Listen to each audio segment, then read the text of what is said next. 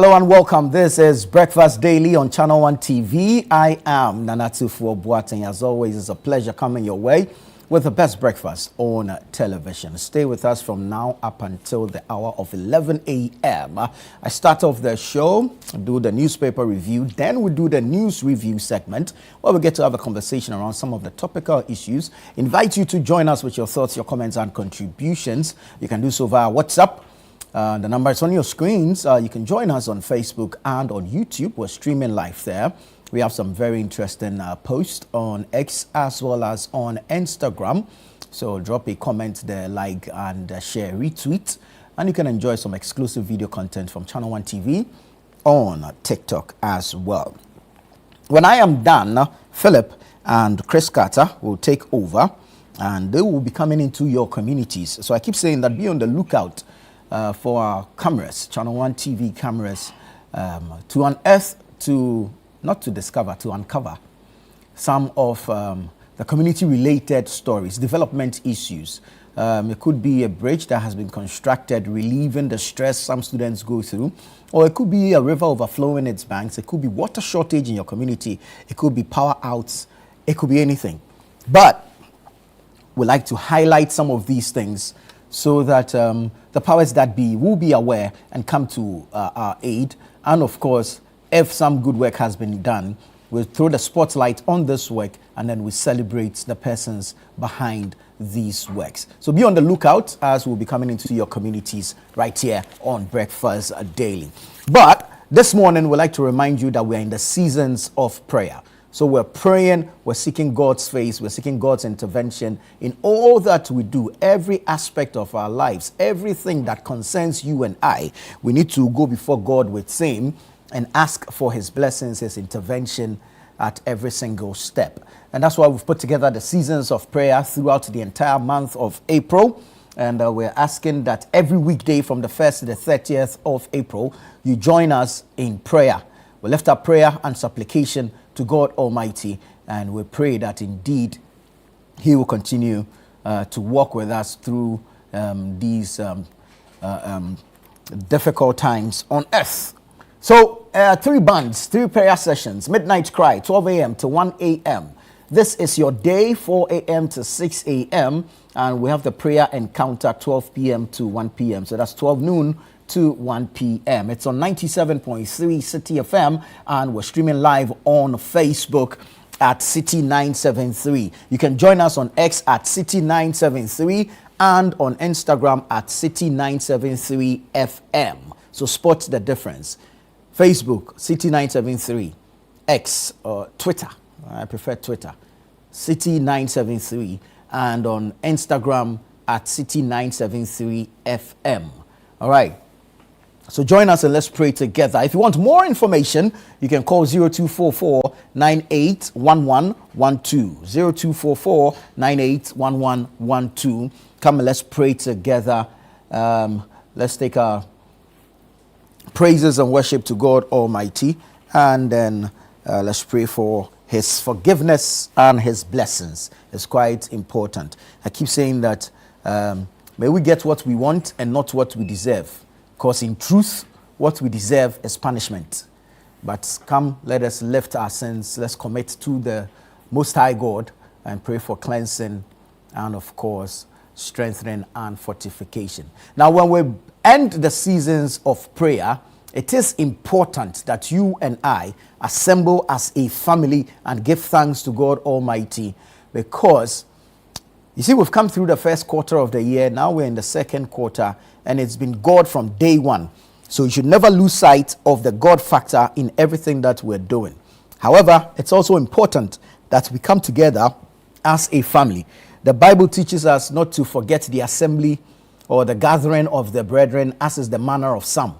And when we come together like that, it is a force, and of course, it's a lot of might, a lot of voices, a lot of hearts that are united in prayer unto God Almighty. And him being the Abba Father will hear our cry and respond to our request. So let's all meet at the Oil Dome of the Royal House Chapel on Friday, the 1st of May, 2026, from 6 a.m. to 12 noon, 6 hours of intense prayer at the family consecration service. The family consecration service is happening Friday, the 1st of May. That's Labor Day. Remember, it's a holiday. So let's meet and pray. Okay? Let's pray 6 solid hours. And your testimony, your miracle is just around the corner.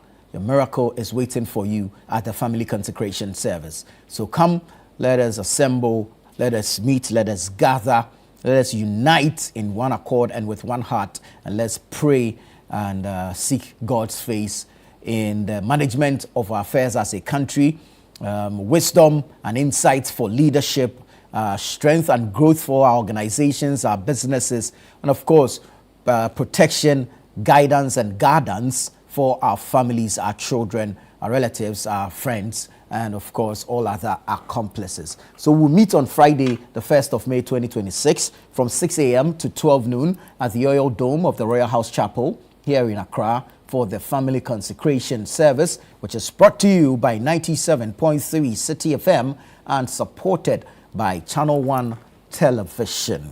So come, let us pray as a family. So the consecration service is on Friday, but the night before, that's the Thursday night at 7:30 p.m. Please do well to catch the airing of the Blanksons. So you see, we believe in the family unit.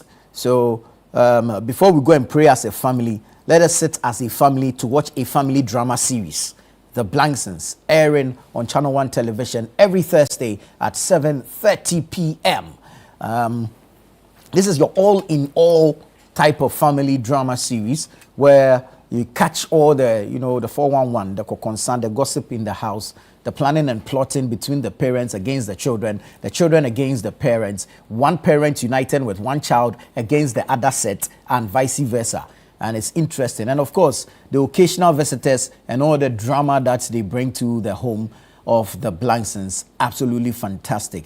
Now, there's one character at the gate. His name is Mensa. That guy. Problem child. Yeah.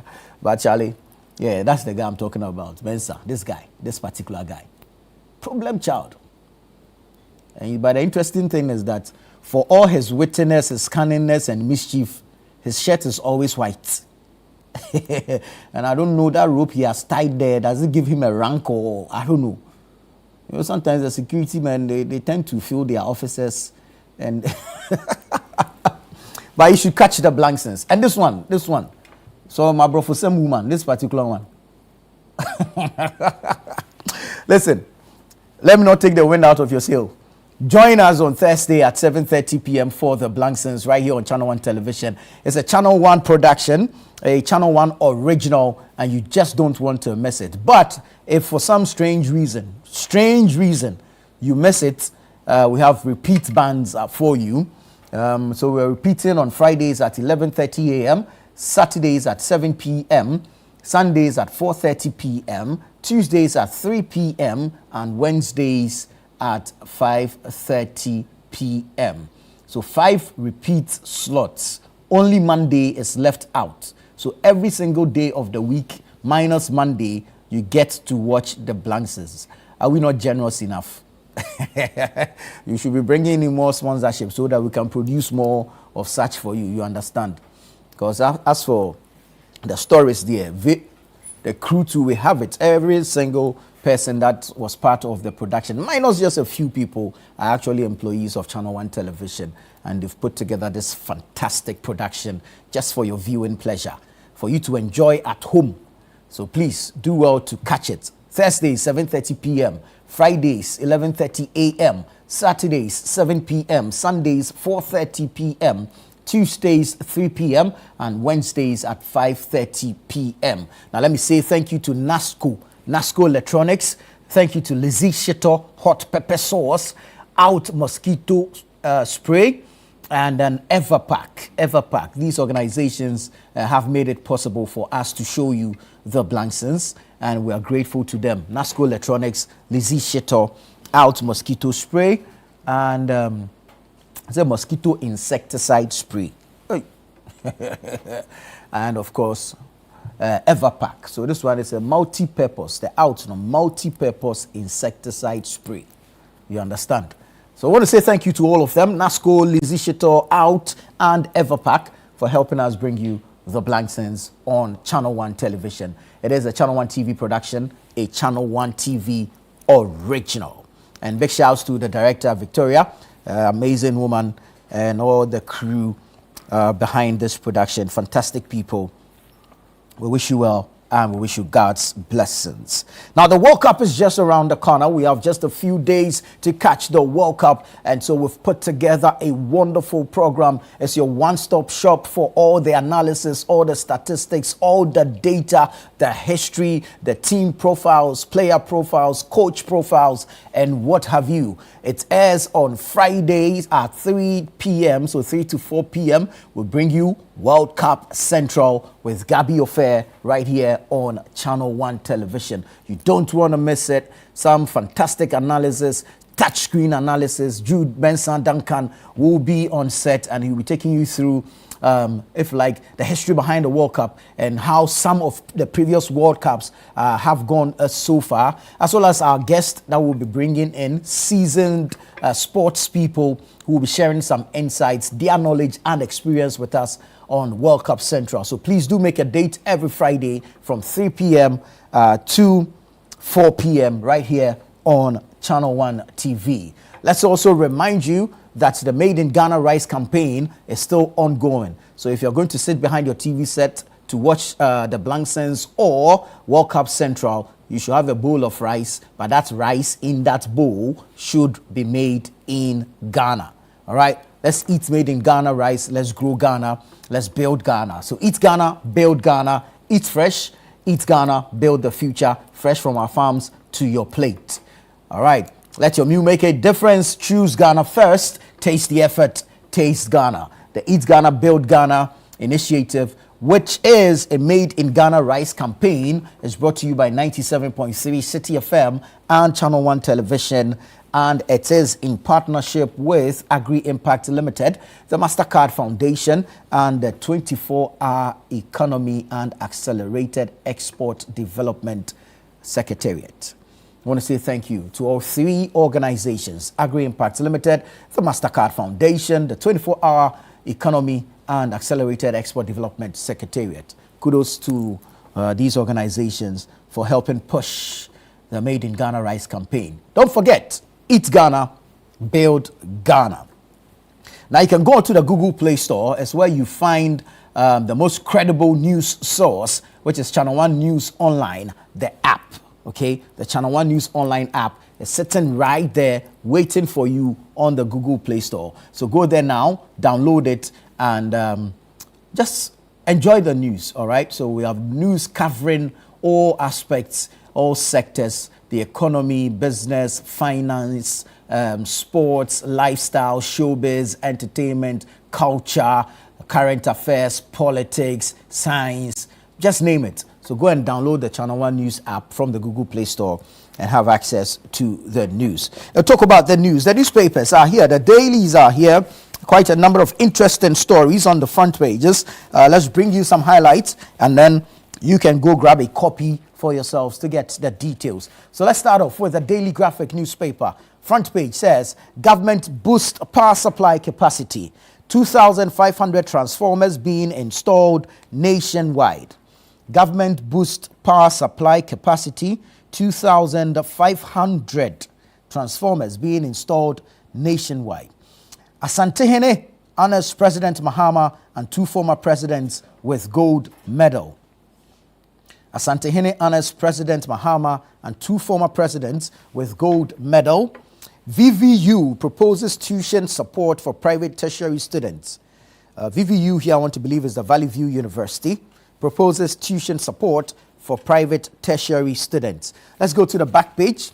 Back page says IPMC donates street lights and ICT labs to support education in rural areas.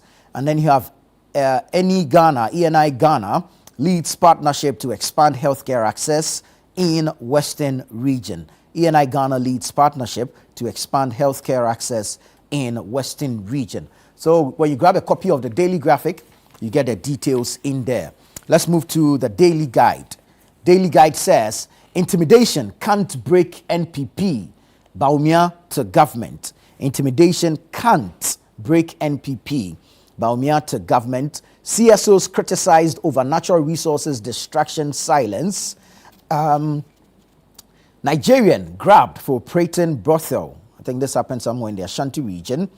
Wontumi gets another chance to file witness statements. Okay, so that's the Ashanti Regional Chairman of the New Patriotic Party, Bernard Enchibuesiako, also known as Chairman Wontumi. Let's go into the Chronicle now. The Chronicle says, Enzima youth kick against illegal mining by foreign nationals on Adamu's concession. Enzima youth kick against illegal mining by foreign nationals on Adamu's concession. AG asks court to convict Wontumi. That's the Attorney General asks court to convict Wontumi. Government rolls out operation Keep the Lights On to stabilize power supply. Government rolls out operation Keep the Lights On to stabilize power supply. And as usual, we have our scripture for today, Proverbs 21:13. Proverbs chapter 21, the verse numbered 13. Whoever closes his ear to the cry of the poor will himself call out and not be answered. Whoever closes his ear to the cry of the poor will himself call out and not be answered. Proverbs 21:13. May the Lord add his blessings to the reading of his word. Now, there's a problem in the Volta region. The Anlaw Member of Parliament tells us that about 100 communities face destruction. And so, due to tidal waves, of course. So this story is captured here. Volta Regional Minister visits sea-ravaged communities along the Volta River. And this is a pictorial story. So it comes with a lot of pictures of the Volta Regional Minister, James Gunu, engaging with some community folk as well as his own officials. Volta Regional Minister visits sea-ravaged communities along the Volta River. So that's it for the Chronicle newspaper. Let's go to the Ghanaian Times. Ghanaian Times. Government invests 50 billion cedis in road sector in 16 months. That's according to President John Dramani Mahama. Government invests 50 billion cedis in road sector in 16 months. That's President Mahama speaking there. Court sets aside Judicial Council's dismissal of judge. Court sets aside Judicial Council's dismissal of judge. Fire outbreaks decline, but damage cost and road crash casualties surge. That's according to a report by the Ghana National Fire Service. Will complete all inherited projects. That's according to Local Government Minister Ahmed Ibrahim. Let me take you to the back page. ECG unveils 3.4 billion cedis plan to stabilize power supply. Tidal waves ravage Fuveme, and residents call for sea defense extension. So that's the Ghanaian Times newspaper. The Ghanaian Publisher is here. Demo rocks Adamu's mining. Lands Minister urged to act. Demo rocks Adamu's mining. Lands Minister urged to act. Government raises chief's pay by 300%. Bawumia to Mahama, stop harassing critics. And then you have court allows Wontumi to file witness statements. So that's the Ghanaian Publisher. Let me take you to the Daybreak newspaper. ADB MD Lords Gepa over non-traditional export initiative. National security operatives run amok, beat ex-cop to pulp. SEMSI petitions Yoko over fuel diversion and data manipulation. There's a book review that says My Body, My Future, Empowering Girls for Choices. All right, that's the Daybreak newspaper. The New Republic says Ajayi's new Accra studio opens as Cathedral Probe stalls. Hey, how do you link the two like that? New Republic. Ajayi's new Accra studio opens as Cathedral Probe stalls. Myth beats targets, asks watchdogs to watch harder. Okay, cash floods local government from 362 million cedis to 5 billion cedis, plus allowances for 9,090. Okay, Woman Cash aims to unseat Mampong MP. Woman Cash aims to unseat Mampong MP. Maritime Authority to launch life jacket banks to curb boat accidents. So that's the New Republic. Now let's go to the Economy Times. Investors diversifying away from T-bills. IMF signals optimism for Ghana amid lingering financial headwinds. And then you have GCB Bank declares 1 cedi dividend as growth surges. So that's the Economy Times. Let's go to the BNFT, Business and the Financial Times. CSOs call for reforms to strengthen MIF. Oyster Agribusiness deepens rural push with farmer awards and new growth plans. BOG targets diaspora billions for bonds and SMEs as well as infrastructure. BNFT commits to results-driven support for YEF winners. And then Ghana faces lose-to-lose situation as IMO and EU rules take center stage. And what 8 years in the wilderness taught me about business. So that's the BNFT, Business and Financial Times. Let's go online, Channel One News Online real quick. Ghana operates a royalty tax regime, not a royalty-only model. Chamber of Mines to IEA. OSP cases, AG backtracks on takeover order, awaits Supreme Court ruling. Shremsai says prosecutor independence requires constitutional amendment. OSP believes it is independent of AG. Again, that's Shremsai, Justice Shremsai, Deputy Attorney General. He sat with Bernard Avle on The Point of View here on Channel One TV last night. So you get a number of stories from that particular interview. Now, retired police officer assaulted by national security operatives. NPP to stage Yensro Ehunahuna demo over arrest of party officials. Viral video of pupils crossing river staged. That's according to the Whole West DCE. Ashanti police nab suspected brothel operator at Manso Watreso. Wontumi given another deadline to file defense in mining case. BOG says digital content creators payouts to be treated as service export proceeds. Accounts officer at Parliament implicated in 139,000 cedis payroll irregularities. No issue with Mohammed's comments on LGBTQ plus bill process. Ahmed Ibrahim, local government minister, again, same minister is warning MMDCs over Sanitation Day enforcement. Details on channel1newsonline.com. Let's go to citynewsroom.com. Power is transient. Stay out of chieftaincy matters. Otumfuo to politicians. Comptroller and Accountant General's Department denies 427 million cedi salary irregularity report, defends payroll system. Mining firms overtaxed, not undertaxed. There's a Chamber of Mines firing back at the IEA. High cost, weak SOEs dragging Africa's growth. That's the IMF speaking. GetFund releases 199 million cedis to clear free SHS and TVET perishables arrears. Apple names new chief executive to replace Tim Cook. Shremsai says AG to await Supreme Court ruling before taking over OSP cases. Again, Shremsai, Ghana should study other jurisdictions to resolve OSP and AG friction. When you go to the Ashanti region, retired police officer assaulted by national security operatives, and Parliament accounts officer cited in 199,000 cedis payroll irregularity. So go online, citynewsroom.com as well as channel1newsonline.com for the details. Now, this morning, it's the birthday of a very special woman. A woman blessed and anointed by God. A woman who is God's own gift and blessings here on earth. So I'm going to read a very special birthday message. And it says, happy birthday to you, woman of valor and of steel, Mary Boyson Davis. Words will fail us, but God knows we are forever thankful and grateful for all you have done and continue to do for us, your children. As you turn a year older today, may joy and happiness not depart from you, but above all, we pray for good health so you can live long enough to see all your children where you wish to see us, and carry your grandchildren. Have a beautiful day, our queen. We love you so much. Words cannot explain. And this is from your children, Dede, Yao, Kwame, and Irama.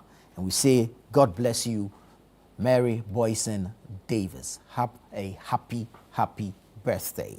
This is Breakfast Daily here on Channel One Television. I am Nana Tufo Boateng. Stay with us. We'll return with the news review segment.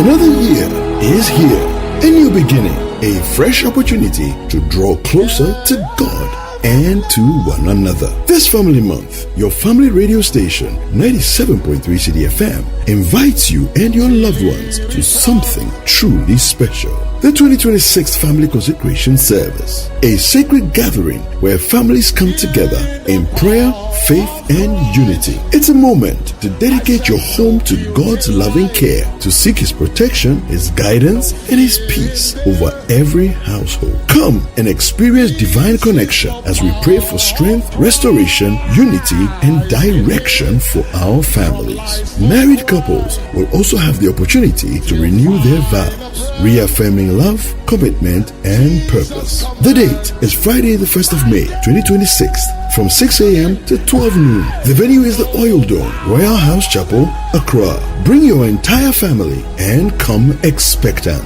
And let's commit our homes into God's hands. 2026 Family Consecration Service is powered by 97.3 CDFM with support from Channel 1 TV, because the family that prays together stays together. Calls me in the power for Christ the solid.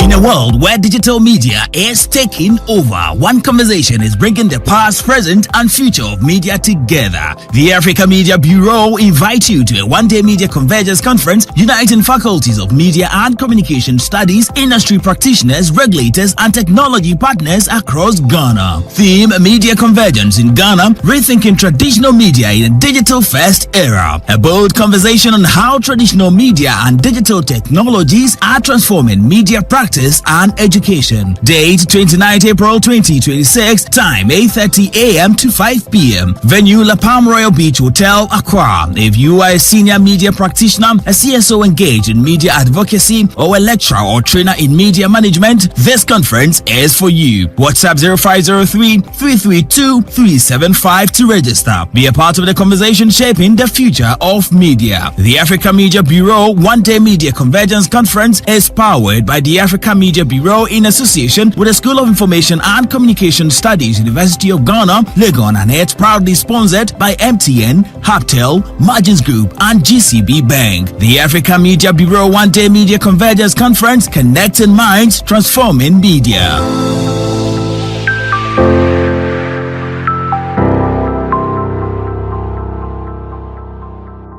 Heartbreak hurts, but how do you move on without becoming bitter?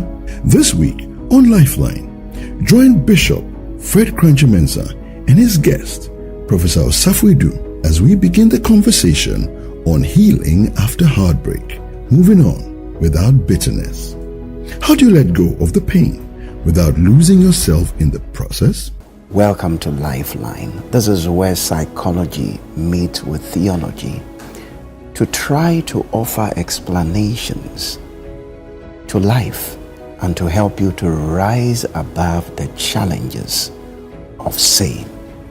Right. And how to move on from that experience. Okay. We want to see, Prof, let's begin by talking about the impact of heartbreak. If it happens, the impact of heartbreak on the mind and on our emotions. Anytime you speak to somebody who will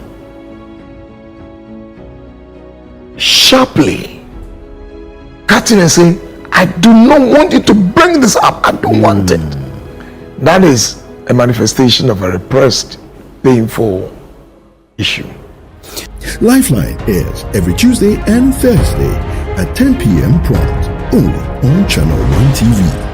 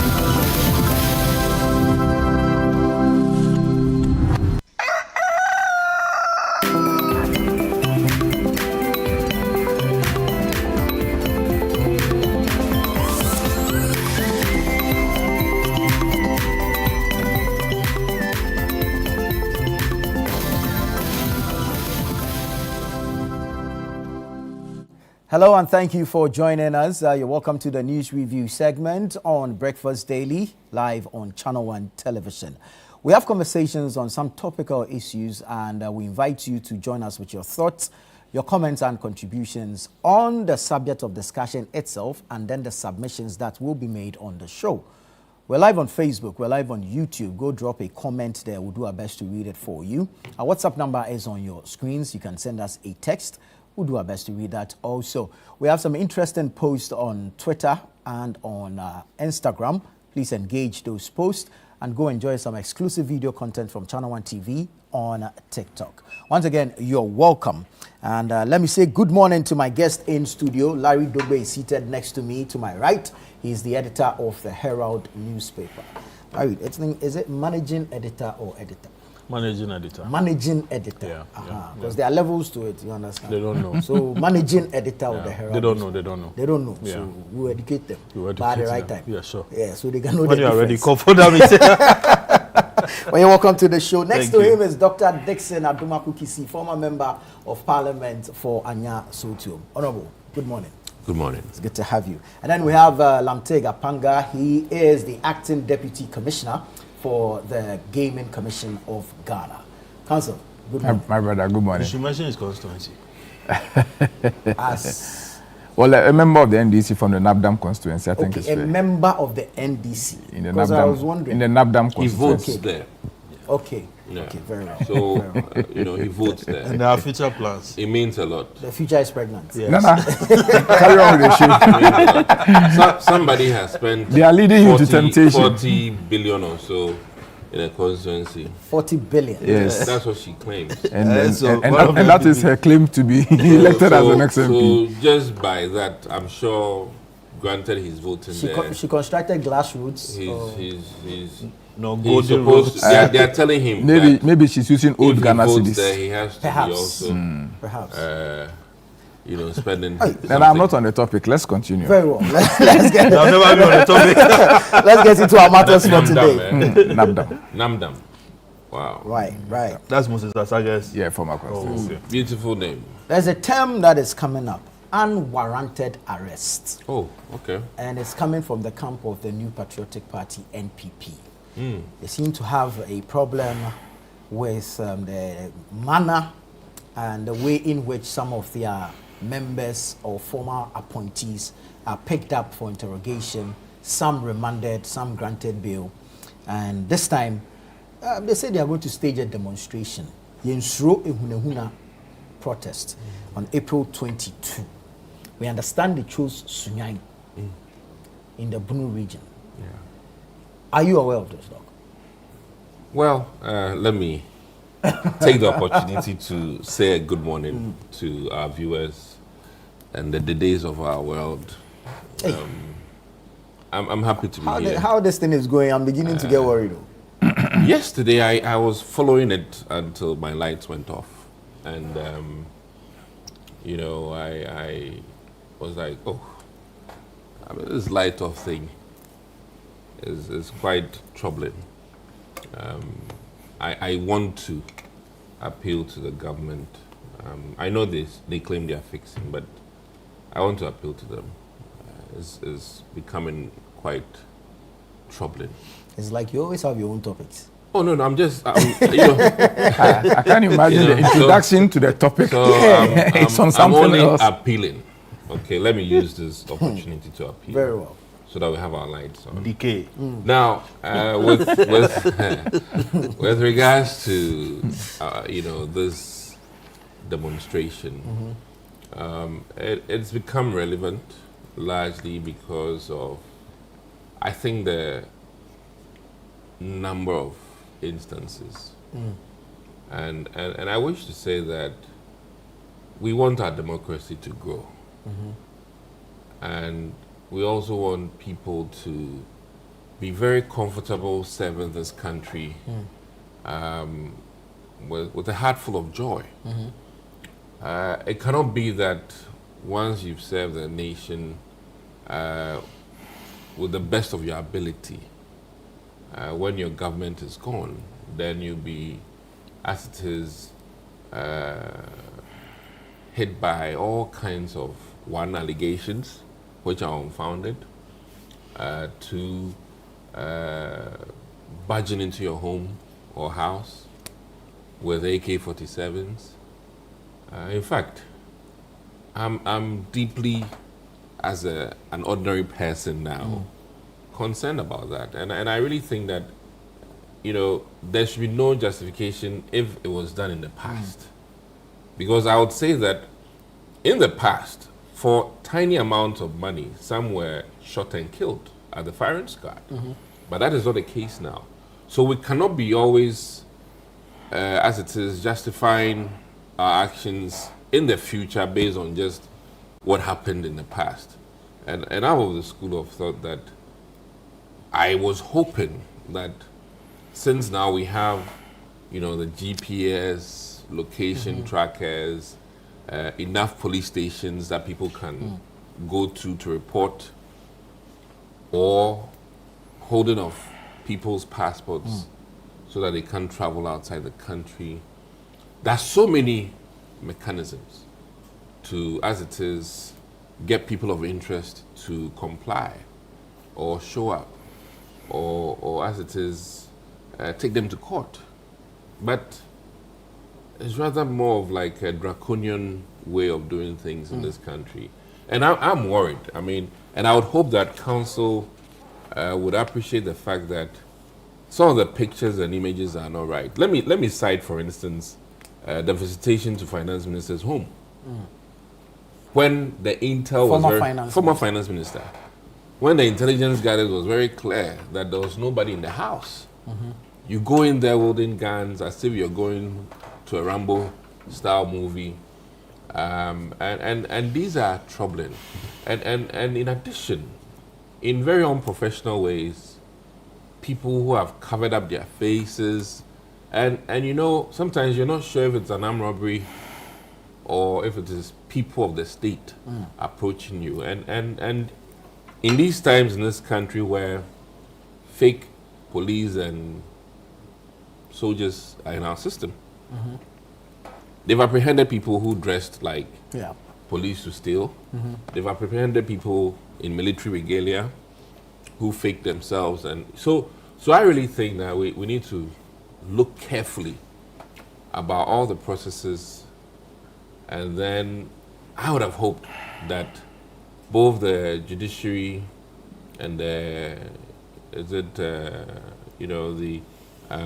IGP would sit through and look at how we do all of these things. Not to remind Ghanaians of this young boy who's been, as it is, brutalized by, some officers and has lost his life.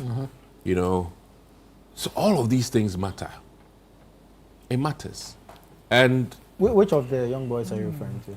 Oh, I heard recently somewhere that a young boy, he was even involved in an accident with the police. And because he was coughed up and beaten up, he lost his life. I mean, this is trending. Here in Ghana? Oh, yes. It's trending on social media.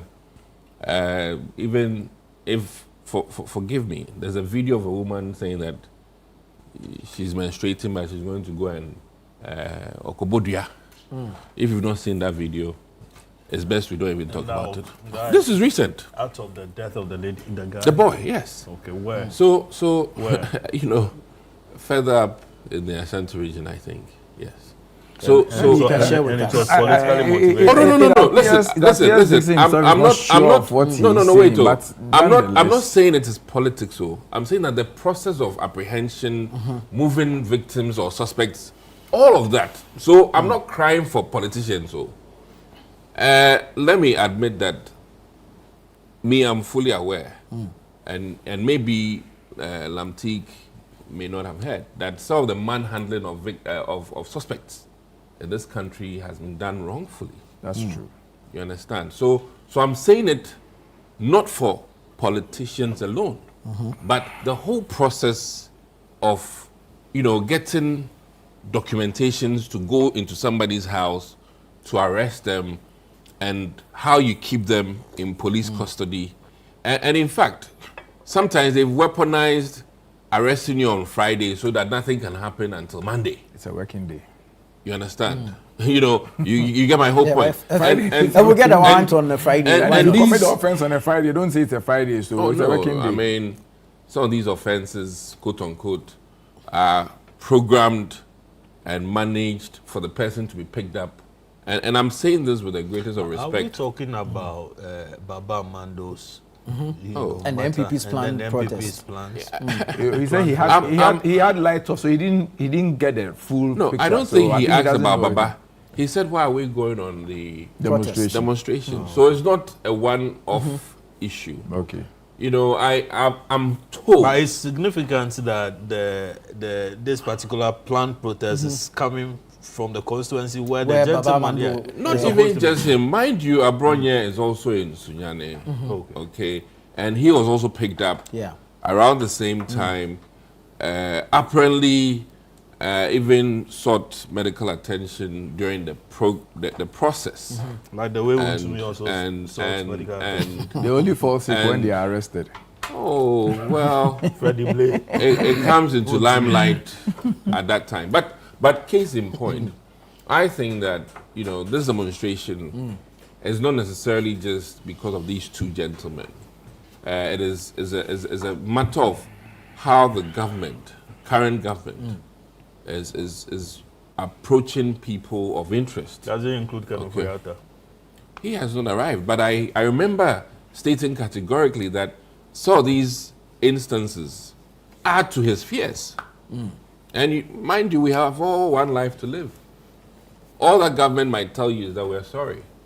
By that time, you've lost your life or you've In lost this your case, family it's the member. OSP who is looking for Yeah. him. The OSP is not working in an island. The OSP is working for government, and it doesn't Is matter he? who was appointed by who. I Is mean, the the OSP not working for IGP, government? the IGP before change The same was, government that is supposed you to know. take, yeah. So when I mean, in all fairness, per the arrangements in this country, the authority that anybody uses and operates largely is from the government in that regard. The That's an OSP, independent. the OSP is a government institution, or is it a private institution? It is It's a not. public It's a institution. state That's institution. that same apply to the EC. So state institutions are governed by who? Who gives the state institutions? But there are some that are independent. So the Independent electoral of the electoral government. commission, So the electoral their commission. commission is part. When the electoral commission works, what do we say? Does it work for the government? It works. It's government, It works for the people. For but the it's state. government. The people. Yeah, independent, Constitutional constitutional. So is the EC government or is It's private? an independent. It's an constitutional independent- established body, independent My of question government. is it government? No, it's not It's government. not government. Oh my goodness. Maybe we're being very. You don't like the technical answer here. we gave you. No. We're being very technical. Very well. here. Carry on. Carry on. As, Let's wrap up so we as can hear much from as we someone can else. conclude. My key point is that listen, we want to improve our democracy, and in doing so, how we manage those who are voiceless, how we manage those who are seen to be, as it is, may have committed crimes, either high crimes or whatever the thing is. The rights of an individual does not change in MPP time or in NDC time, and enough of some of these things that do not make our democracy grow, and that is my key point here. Very well. And mind you, today that you're in office, tomorrow you might not be in office, and it doesn't make it right that another party should perpetuate some of these things towards you. And I think that some of the issues that these people were picked up for, in a way, very frivolous. And I think that, didn't really merit the actions or the level of, response that was meted out. It's more like a vendetta-ish approach, and I'm hearing, this is rumored, that this one was If you even, can confirm those things. And This one was you've even- already spread one rumor. You're If you not can't add- confirm it, you don't no, say it it. wasn't a rumor. Pictures, generated by AI. If we go off this tangent, I mean, the AI things now plenty. But it's dangerous. You can see Donald Trump dancing to Bob Marley's song, or even, all kinds of things. But it's dangerous. But You there are- should put an end to it at Jesus some point. Christ. There are- Even that, and he says that he was a medical doctor. not Jesus Christ. You see, so I really think that we need to be mindful. Very well. And as it stands now, If you give him the whole day, to conclude, truth be told, He concluded long ago. truth be Where he's told, going with this? the as it stands, legal knows that we don't have even laws with regards to AI generated things in this country. We do. We don't. Electronic Communications Act. We do. Listen, electronic communication, we He have. knows. He says We have. You we have asked me to a some question, I said extent. we do. I'm the lawyer. You asked me. You asked me. And I said we do. So maybe today you can educate Counsel. me Yeah. with regards Let to me hear from AI related pictures. You can. Council, educate me. let's hear from you on these matters of what the MPP describes as AI-related unwarranted pictures. I'll hear. arrest. Thank you. And then the concern by many that some of these issues, the persons in question can be sued and not necessarily the state picking them up and taking them on. Very well. Thank you very much. Good morning to your listeners again. Let us understand that in every proper democratic dispensation, free speech is allowed. It is one of the fundamental rights to every citizen to speak freely. But our right to speak freely is not in isolation. True. Our right to speak freely comes with some obligations on our side as citizens. Your right ends at where mine also begins. And so the fact that we have certain rights doesn't also mean that we can abuse those rights. And those rights are also governed within a scope of a particular set of laws. True. I mean, the Criminal Offences Act particularly criminalizes the publication, the reproduction, and the spread of false information. True. Likewise, the Electronic Communication Act also does same. When my brother Dixon says that we don't have laws governing AI, what is AI? AI is electronic. So if you say we don't have laws governing electronic AI, which falls production, under it falls under electronic communication. And so as far as you generate it and you publish it either by social media or through other means electronically, it falls within that ambit of false publication in the area of electronic publication. And so we do have laws governing that. Right. Now, what you need to appreciate is that our creativity also must be guided within certain ethical standards. I mean, imagine a situation where someone thinks that it's within his right to generate AI pictures and videos and the rest, and he goes on to produce nude pictures of you and put them out there and create the impression as though it is you who is in that particular image. I don't think you will take it. And once it's a criminal offense, the law mandates the police to come in when an offense has been committed or suspected to be committed. There's nothing wrong with the arrest. Who's pressing charges here?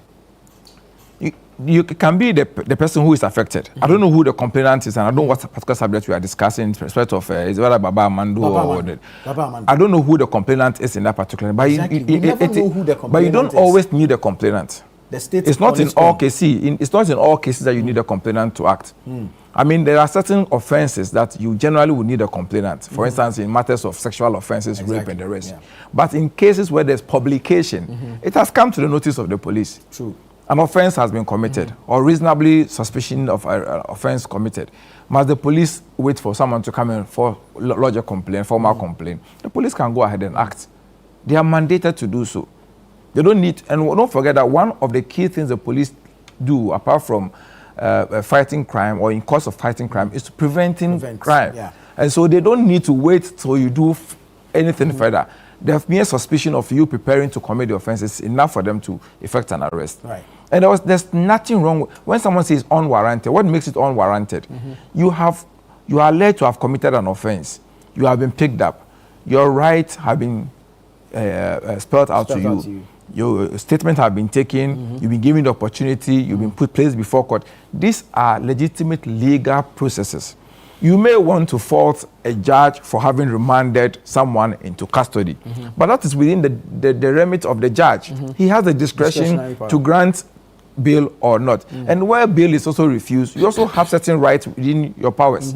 You have the right to appeal against, you have the right to even go beyond that particular, if it is a district court, you have the right to go above to the high court. If it's a circuit court, you have the right to go above to the high court to seek bail at the high court. We saw it when former chairman of the NPP, Fred Blay, was placed behind remand, was remanded by a court in Ekropon or Mampon, where thereabout. Yeah. 2-3 days, his lawyers went to Koforidua High Court and got him bail. After he fell ill. Well, it is alleged that he fell ill. But now, suddenly, after bail, I think he's bounced back in good health. But, I mean, coming back to the issue. So, we must all appreciate that there are limits to what we can do, and we must do so within the law. For me, I find it very strange that the NPP suddenly has found a voice and want to hit the street because they claim their unwarranted arrest. I mean, we saw what happened under Nana Akufo-Addo, who was even the champion of democracy, alleged to be. We saw the arrest of people who were ordinarily on the streets demonstrating against Galamsey, something that was going to affect all of us, calling on government to act. They were arrested, they were brutalized. We saw how students, law students, who were marching to go and present a petition to government to reform the legal education so that everybody can have access to proper legal education. They were brutalized. Hot water poured on them. Students were beaten. Today they are lawyers. You see, this is my issue. But my concern here is that I don't want to make this point to look like we are equalizing. Exactly. As though because it happened. But you do me, I do but you. Mind you, it's sometimes important to remind them that you have lost the moral right to be making these calls. Because when you remind them as such, they also justify by saying that there were times that their vice president then, an image was made of him, a Muslim holding pork, and a jug of beer. Please, what did the police do? Is that my duty? Person, no one was picked up. So police was supposed to act. Exactly. Did they lodge a complaint? But someone lodged a complaint here. Did the police act? The police was supposed to act. See, when we do these comparisons, it doesn't help with our growth. I appreciate that sometimes it makes it look like we are equalizing, trying to find fault from the other side. But that is not the case. It is just to remind us that there are worst examples that you have left in our minds that we cannot refer to. And for that matter, sometimes it's very difficult to appreciate your position now and calling certain arrests as unwarranted. When in the same vein, you did worse. Don't forget that this arrest that we are seeing, we all have always been saying that state institutions must be up and doing. They must enforce the law. How do you enforce the law when you don't activate the law?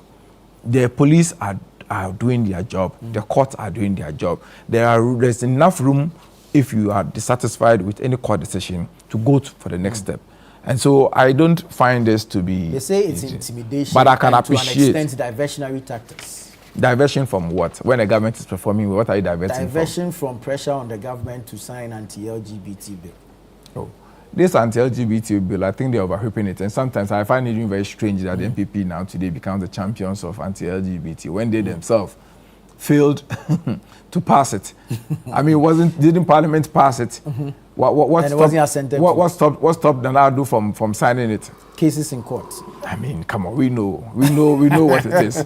But let's leave that debate for another opportunity. Very well. For me, I think that if they want to go on the streets, it's within their rights as the law permits them to demonstrate.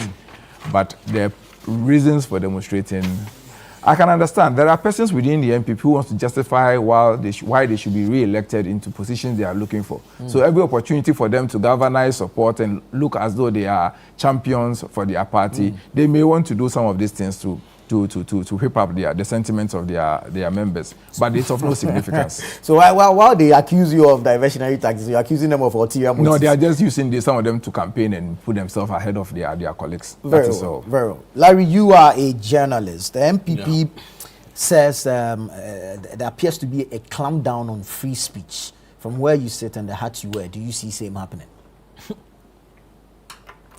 It's interesting.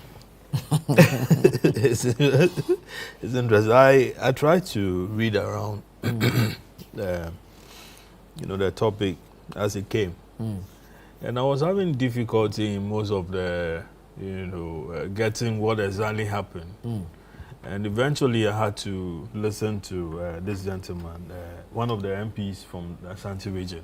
Okay. Bafo. That's a Mention North. Yes, I think he took over from Napo. Yes. Yeah, he went to court and then while coming out of the courtroom, I mean, attacking the judge. A lawyer. I was shocked. This wouldn't have happened anywhere. He labeled him. Yeah. Then I listened to these are the NPP organizer, Nanabi. Same, Also a lawyer. Also a lawyer. Yes. Same thing. Attacking the judge. Oh, NDC so and so, partisan this and all that. In the case of Bafo, he said that, this NDC ruling or something to that effect. I heard him, I watched him on Newsfile. Yes. And the guy was struggling to justify what he meant by that. They asked him, he even read the court proceedings. And there was nowhere where the judge, the complainant was mentioned, or, politics became an issue in there. So Samson asked him, so where is this, where is the NDC, The coloration yeah, kind of exactly. Says, if it walks like a duck and it quacks like a duck, it must be a duck. So for him, that was the basis through which, the judge was NDC. Now, his point was this, that the judge, the prosecutor in question had said that, it has left whatever decision there was to the discretion of the to the discretion of the judge. Okay, but then the judge kept, asking why, you don't need him. You need him for don't you need him for investigation? So and so. More like he was leading him on. Leading him on To make a request for something. for him to detain, for him to keep the guy. Right. But he didn't ask. But then the judge still went ahead anyway to remand the guy. And for him, that was totally uncalled for, and that was partisan decision. And that's hey, the same people. It wasn't the judge who brought the guy before the court. It was the police that brought the guy before the court. Yes. And they went further to even commend the police that, they received them, the police received them warmly. The police CID as well. Everybody received them warmly. However, the judge did this. This is the first time somebody was being remanded in this country. When the judge in the US remanded Ken Ofori-Atta, did they make similar noise? No, maybe NDC had spoken to him. Okay? Chief, sometimes, the way what was the issue? I noticed that Dixon didn't state what particularly, the issue about what Baba Amando had done. Apparently, he had picked images or used AI to design images of President Mahama, Felix Ofosu-Kwakye, and then Sam George or someone. Yeah, I think Sam George. Yes, and then drop them in LGBTQ colors. For me, I don't think that was something you need even to arrest anybody over. However, if whoever the complainant is, and then the police have arrested, and then they put this guy before court, and then the judge remands the person, go back to the same court or a higher court, and then secure a bail. Yeah. But these are things that the politicians use to make a statement. Somebody told me a story some time ago about how a similar thing happened, and then under the same NDC, and then this MPP guy was picked. And while they were bringing him to court, there was one other guy who was standing, a party person who was standing somewhere and said, "Hey, Radimewu, This is political capital. Yeah, political capital. Yeah, I'm telling you. They are praying for elections, so people are looking for opportunity to sell themselves out there. Where did he? Because flag bearer will call you. Yeah. And then take notice of you. Yeah. Then parliamentary leader will minority leader will take note of you. Yeah.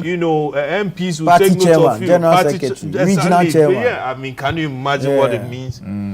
It's like going to court, being in prison and Kwame Nkrumah or Dankwa Dae in jail. The Rollins says, But you forgot what the gentleman was saying. Even Dankwa, he is not bigger than Dankwa. He was not equating himself to Dankwa. You get it? So it's a whole game that these guys, play. And they have people behind them who will follow them. Lawyers will step in. party people who can, string anything together. Of course, when you see an opportunity, you latch on it. And the media also says. And then the media. Yeah, well, we need the information, so we will come for it. Yeah, bloggers. Sure. I mean, to a point where somebody was taking a phone into a police car and then taking a video of it, and then he was making political statement. Charlie, we are going to burn this country, because all we need to do is to allow this one to go, this other one to go, and this other one to go, and soon somebody will stab Dixon to death. God forbid. And then use another example. Yeah, and then they'll pick the person, and then a political party will step in and say, no, you can't arrest the guy. No, human rights, so and so. But it's because we allowed one to go. Why can't we allow this one to go? Now, we are talking about Amando. What did Abronye say? I hear he threatened a judge. In this country, has judges been threatened before and have people gone to jail? Muntie. What happened in that instance? Yeah. How did the MPP take the thing? Yeah. They were very instrumental. What did the Chief Justice, the lady who became a Chief Justice, what did she do?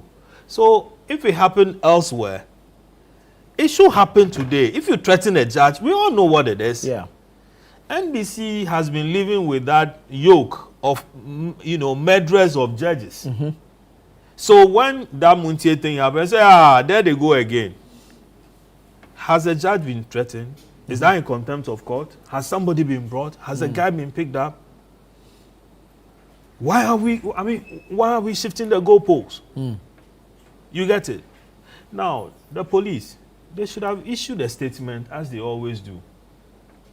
In the Baba Amando case, and also in this Abronye case, sometimes the statements, when you issue them, it helps to diffuse the tension. And it clarifies the facts. Bring clarity to the matter. You don't go and sit, and you see how the guys come, and then, they are commending the IGP. Yeah.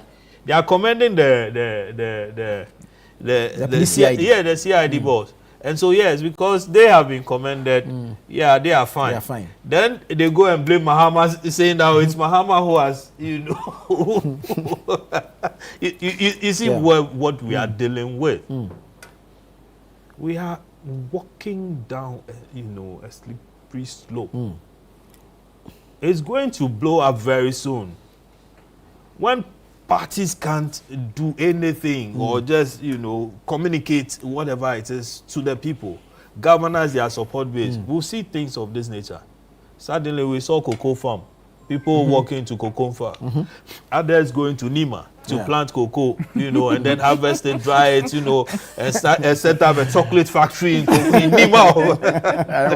I so his. Okay. I also use this for Kosianimeku. This tribute letter for Dixon. No, it's not listening. I'll be mute. So, and which one? They pick up people that, there is some corruption thing that has been identified. Can you come? And they refuse to show up. And they deliberately do that. Yeah. They won't show up. Now the system moves in to pick them up. And then, they say, they are crying foul. But Larry, in as much as I agree with you, can we look at the gravity of the offense and the action we take as a state? For example, there's what you just mentioned about people being invited and deliberately not showing up. In the case of this gentleman, Baba Amando, he reported to the police in Sunyani. We are being told that initially the police said they are not aware of any invitation to him. No, what I heard was that they said there's not the Sunyani place that he was wanted, and that he was rather wanted in Accra. His lawyers say the Sunyani police, when they reported, they said they were not aware. Just when they were leaving, the lawyers have said a lot. They've received a call that says that you are wanted in Accra. Rather. Yes, but it's the same thing. Yeah, but that's right. So he has reported. He has been brought to Accra. You see, they've driven him all the way from Sunyani to Accra. He's been taken to court. Prosecution does not demand or request a remand. It doesn't have to be. Yes, I get that. But that's what I'm saying. That we look at the matter in question, the alleged crime in question, and then the action that follows. It's what sparks some of these controversial statements. Excessive use of force. Let me tell you something. There is no cause I thought for the alarm. question was meant for me, but Yes, but since he's a Very lawyer, well, let him just. there's no cause for alarm or worry as far as this is concerned. If a judge says that he, considering the fact and the circumstances available to him, he has decided that he will take a decision on your bail It's in the excessive. next adjourned date and says 2 weeks. 2 weeks is usually the standard when the person is in custody. And when the person is not in custody, the case is adjourned usually for a month. So if a judge adjourns it for 2 weeks, you may say that the judge has misapplied his discretion. You may say that the It's judge's excessive. discretion is unwarranted or it's not supported. But that is the judge. He sits there with the evidence and the facts and everything before him. Whether you are a flight risk, whether you are likely to commit the same offense, whether you have or whether person it to do is so, to protect you whether yourself. it is to protect you yourself against public. Mind you, everything. this gentleman is somewhere in Sunyani East. Sunyani. Yeah. And then the case is being prosecuted here in Accra. Yes. That is what I was Okay. even coming at. I'm told that the judge in question is a former police officer Okay. who has done some of these prosecutions, Yeah. in Yeah. years past, Yeah. Okay. before joining the bench. So that's why if you in the transcript of, he kept asking, you don't need him, you don't need him, you don't need him. Because based on his police Yeah, knowledge, based he on his thinks- police knowledge. Now, there are different types of judges. Right. Some feel that, listen, you should be punished here and there. Others will feel that, you just go home and come back. You will get your... But see, we life should is another never use bail as a means of punishment. Punishment. Yeah. Because I must say, and as a practitioner myself, I have had situations where I've had cause to complain about how judges and sometimes the system have punished people and kept them in custody. you agree The with person is presumed innocent at that point.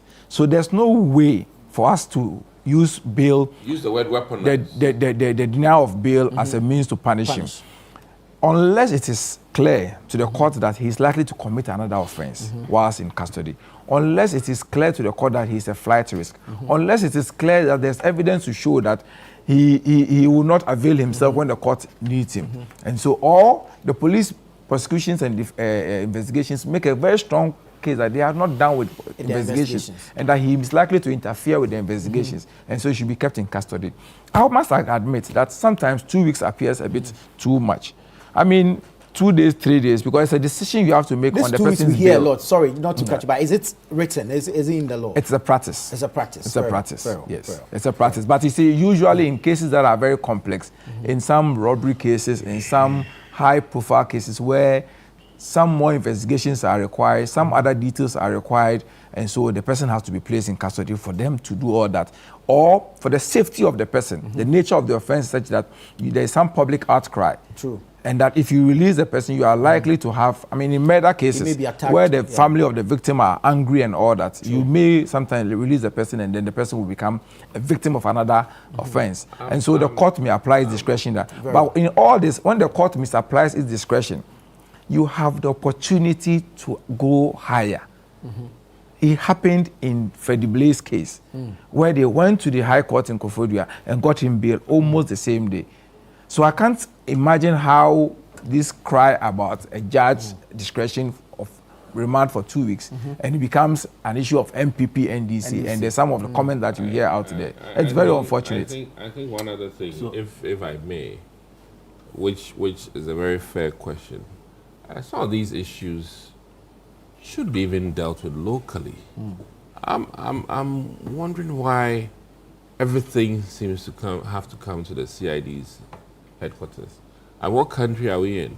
I thought we're, as it is, localizing governance, localizing, that's why we have many courts. So I'm wondering, should it not be the case that this guy should have just reported to his local police station, and then the whole process could have been started in Sunyani?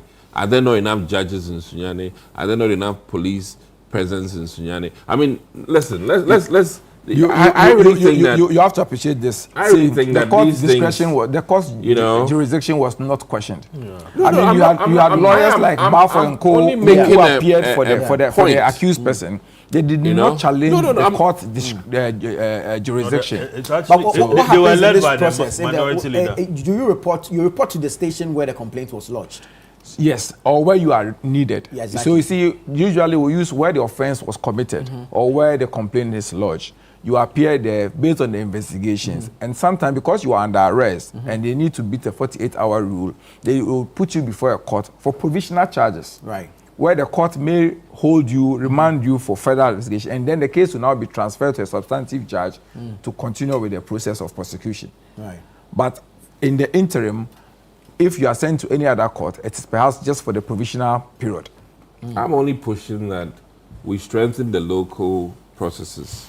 That's all what I'm pushing, so that these The local police can deal with some of these matters. local police and local courts. There will be instances. There will be instances where local police stations have been attacked. True. Well, I mean, those are Even the police headquarters. I mean, several times. You know, Not for- have come under those attack who as go well. attacking, not for AI stuff. Not for what? No, you see, for let me AI. tell you, That's when not there are what we are political issues and the local police are not take over, sometimes they look at the They'll do their own tension assessment, and the issues risk on the ground, assessment you to go. understand? And feel that it's say, better handled. transfer yes, to- because you Right. do But you this see, this and you thing do where that. people- Allow you but, conclude on I mean, this for matter me, for me. this thing where people just say anything and think that they should go away with it. Okay, now the person has been charged. Is there a law governing whatever it is that he's done? That, I mean, says that it is wrong that he did that. Yes, there is. There is. So let him go through. There are instances where people have been charged with offenses that it goes to court, and then their lawyers pointed out that, oh, this law was repealed about 50 years ago. How come it's here? You're applying it here. Yeah, why are you applying it here? Right. You get it? So, I mean, instances have, I mean, the story of Chachuchi Kata being what you call it, being sued in the name of President Kufuor. So people offend, things come up, you go to court, and then, you know, whatever it is pointed out to you that, oh, this charge is wrong, or this charge, you know, was repealed long ago. Yeah. So go through the process. Even after the remand, file for bail, and all those things will be, you know, people will take note of it. But attacking the judge, you know, the way it is, There's always a gray area Yeah. with censorship. you know, attacking the judge, and It's then, very you know, unfortunate. the way it Sincerely is. speaking. We need And to I'm be very saying, careful. Muntie happened. People yeah. spoke. Yeah. Oh yeah. Civil society spoke. Lawyers spoke. Ghana Bar spoke against it. Today, where is Ghana Bar? Okay? This Bar for the way he spoke against the judge. I mean, has Ghana Bar taken note of that? Very well. How about the judges and the magistrates association? Yeah. Have they also taken note of what, you know, Balfour did? A practicing lawyer. Okay? I mean, Very well. my God. Let me take this quick message and then we'll move on to other matters. This one says, Nana, good morning. Well, I thought you would have insisted on the equalization being bad and should not be used as justification, but you're feeling otherwise. I don't know how else you want me to insist when I made the point quite clear right here Yeah, on the you show did. You raised it. that this equalization will not help us. I grow actually as a even people. admitted that. Yes, Even it wasn't- council admitted yes, to same. yes. So I don't know how else you want Well, me to if you insist. didn't hear, that's the nature of Ghana. So how is he commenting on Perhaps it? it's- You it's know, just we, like this. we campaign many times and people don't hear. I mean, it's not surprising. Okay, good. So this same person who is asking me to insist on equalization being bad goes on to say, NDC said worse about judges in this country. Unanimous FC, in brackets, and did worse pictures of Nana Addo and Bawumia to the extent that lies fabricated about Nana bathing in the sky was caricatured by Tilapia and published daily for the entire week. Dr. Bawumia was painted chewing pork and drinking alcohol, which I alluded to on this same show. They saw nothing wrong Is he with not it. equalizing? Anyway, we have taken notice that you intelligently paneled 2 NDC reps. So I'd like to find out from you if you are not equalizing as well. Because that's your comment. I don't know what exactly you are seeking to do with this comment. Anyways, this one says, I am not surprised by the unwarranted arrest of NPP functionaries and former appointees.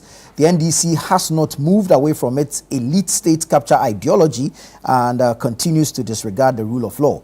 I hope they abandon this approach and start respecting the rule of law. This is Aminu from Nsawam. All right, keep your messages coming in. We'll do our best to read them here on the show. Let's move on to a matter that concerns our students in school and a threat to the free SHS program. The Council of Heads of Assisted Second Cycle Schools have warned that schools may shut down over a looming feeding crisis. We've seen some attempts or a move by the government through the Get Fund to release some monies for, let's say, perishables budgets to take care of the feeding. But my challenge here is with the cycle.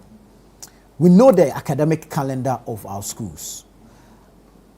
Why does it appear that we always fail to plan for the disbursements to happen to meet the timing of the reopening of the schools?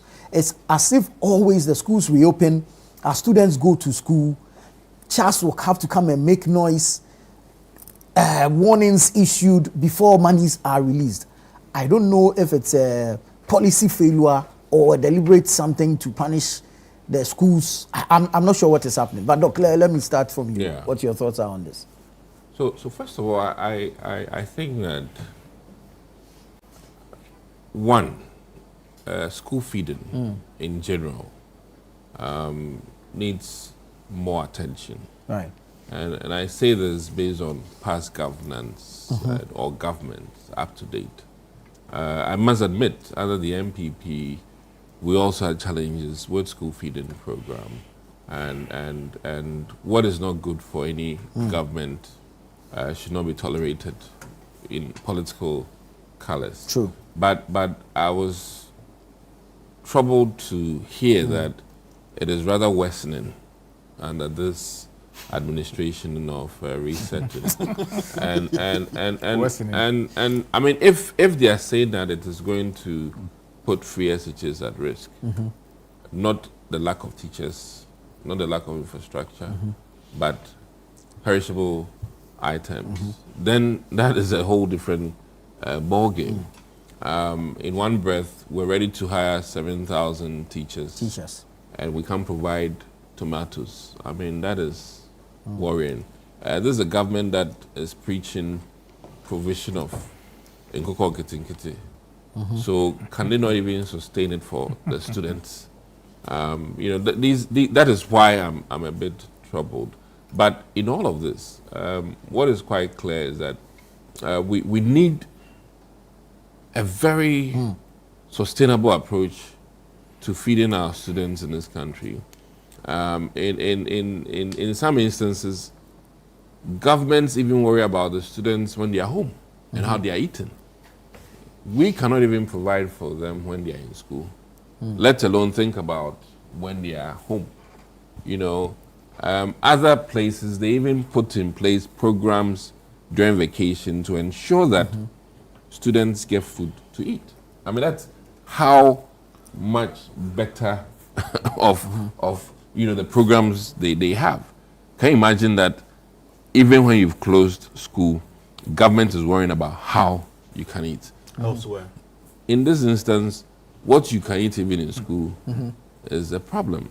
Now, I think a chunk of this also has to do with how we manage our logistics in this country, in the sense that I can bet you that farmers will produce that cannot get to the market. There's an egg glut. President Mahama has directed that students consume the eggs. But my point is, I mean, eggs is one thing, but you might go into some of these farms and there's a huge load of contomere somewhere, huge load of cocoa, plantain, and they cannot get it to market. True. And we have students who don't have, JNA and in toes. So I would plead with government that in as much as we think that they were going to realign free SHS, as in downplay it, they need to take the student or school feeding serious. Because I remember videos that they were churning out under the MPP administration of how school feeding was so bad. So to get to this instance where the people that promised us very good school feeding are failing, then that means they have not been truthful with us. I think that they told us one thing during the campaign time, and now in government they are failing. And this is one of the quote unquote, I must say, things that the NDC was using in terms of school feeding and how bad it was.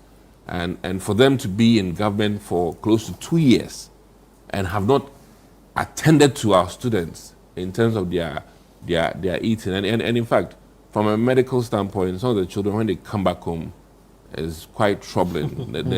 the drop in weight. And I know many families can relate to this, and they wonder why their kids who have gone to school to be educated and need micronutrients are rather deprived of it. And you know, your wellness matters in education. And I'll plead with government and education services that, you know, the school feeding, you can't learn on an empty stomach for so many hours and retain the things you're learning. It's not right. So government or the NDC administration should put their money where their mouth is. After all, they are quoting all kinds of huge profits. So what's happening? You can't feed us, and you are quoting big profits. You know, all the students are asking for is no fuel to eat. And if you are depriving us of the small food, this is a government that promised heaven on earth, and just normal breakfast. You know, how difficult is it to get millet to some of these schools? I'm troubled Millet by it. is not part of the Okay? perishables. No, I'm just making my point. No, don't make your point on wrong assumptions. So let me say in Yeah, fair enough. Okay. Yes. So how difficult is it? I mean, I remember the NDC making fun and mockery of the former agric minister who was trying through his own ways to bring plantain to his Accra, office to sell. or, you know, local, you know, but at least it relieved some people. Moving perishable things to the many schools in this country should not be that difficult. This one, it should be Dixon from Abubakar farm. It should be from farm to school. With a normal lizard apple. He has called It your should be- government name. It should be from farm He to has school. forced it out of me. From farm To to school. school. And that would be a fantastic program. Very well, very well. So maybe Eric Opoku, current Minister for Agri, he's a fantastic guy, but child, this one there. Everybody is fantastic. Everybody's his- fantastic. his- But the battle, However, that notwithstanding. No. When they start that, You know, those big English, me, I don't know some. That's the Mepacho say. Or what the legal people do, respectfully. Respectfully. Now, Sabi. as the speaker will say, you say respectfully, but you are insulting me. So in summary, I think, Lamtik, our children are struggling to find small food to eat. And this should not be under your government, who you promised us a lot of things, especially with regards to school feeding. If I go on TikTok now, there are many videos that were created in the 2000 to 24, you know, leading into the election, where the NDC championed that when they come, and please, 1 year afterwards, 1.5 years, so please do something about it. And I know your government is posting so much profit, you know, from gold revenues, Thank you. all kinds Thank of you. things. So please, Thank you. let us eat. Thank you. Small. Just wait, I'll come to you. Let me take a quick break. Mama here. NDD. Let me. On that DD note, this is Breakfast Daily on Channel One TV. Stay with us. We'll be right back.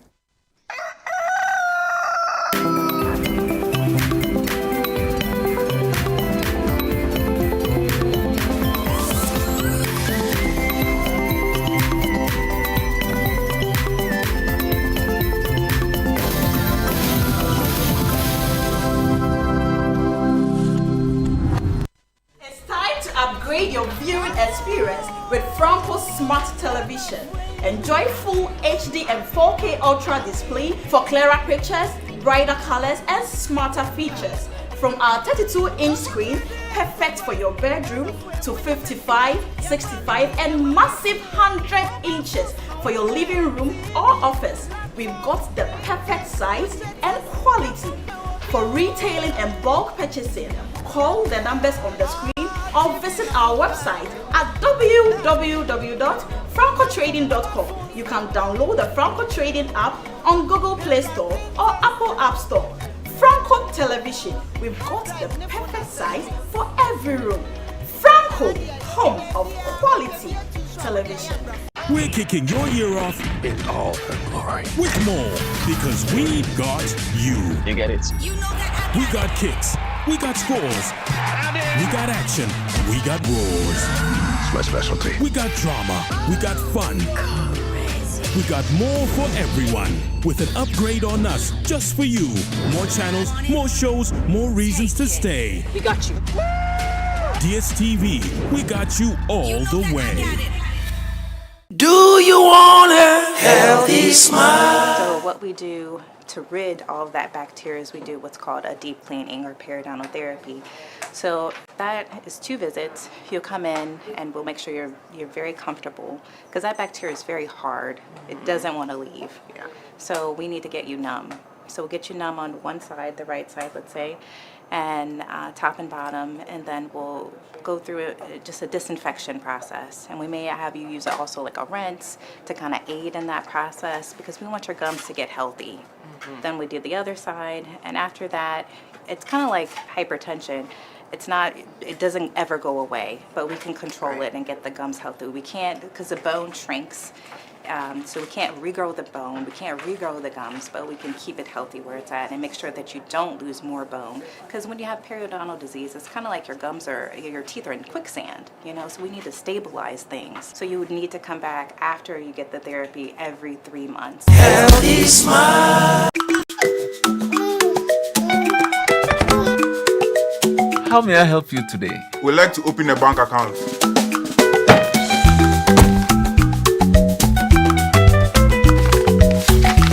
Sign here, sign here, sign here, and here.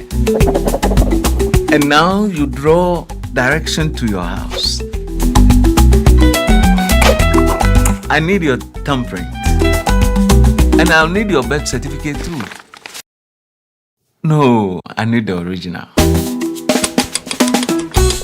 A lot has changed since you banked like this. So have we. We've made it easier than ever to open an account online and bank on the go through our mobile app, online banking, and more. EcoBank, a better way to bank your way. Sign here, and here. EcoBank, the Pan-African Bank.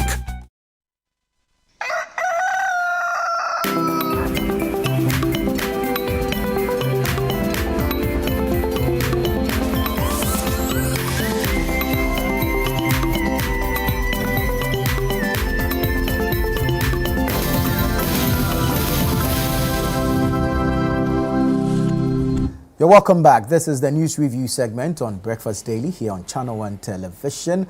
Larry Dogbe is here. Dr. Dixon Adumakukisi is here. Lamte Apanga is also here. I'm going to Lamte now for his submissions on the issue of free SHS school feeding and the warning by the Council of Heads of Assisted Second Cycle Schools of an, if you like, a looming food crisis that could lead to a shutdown of schools.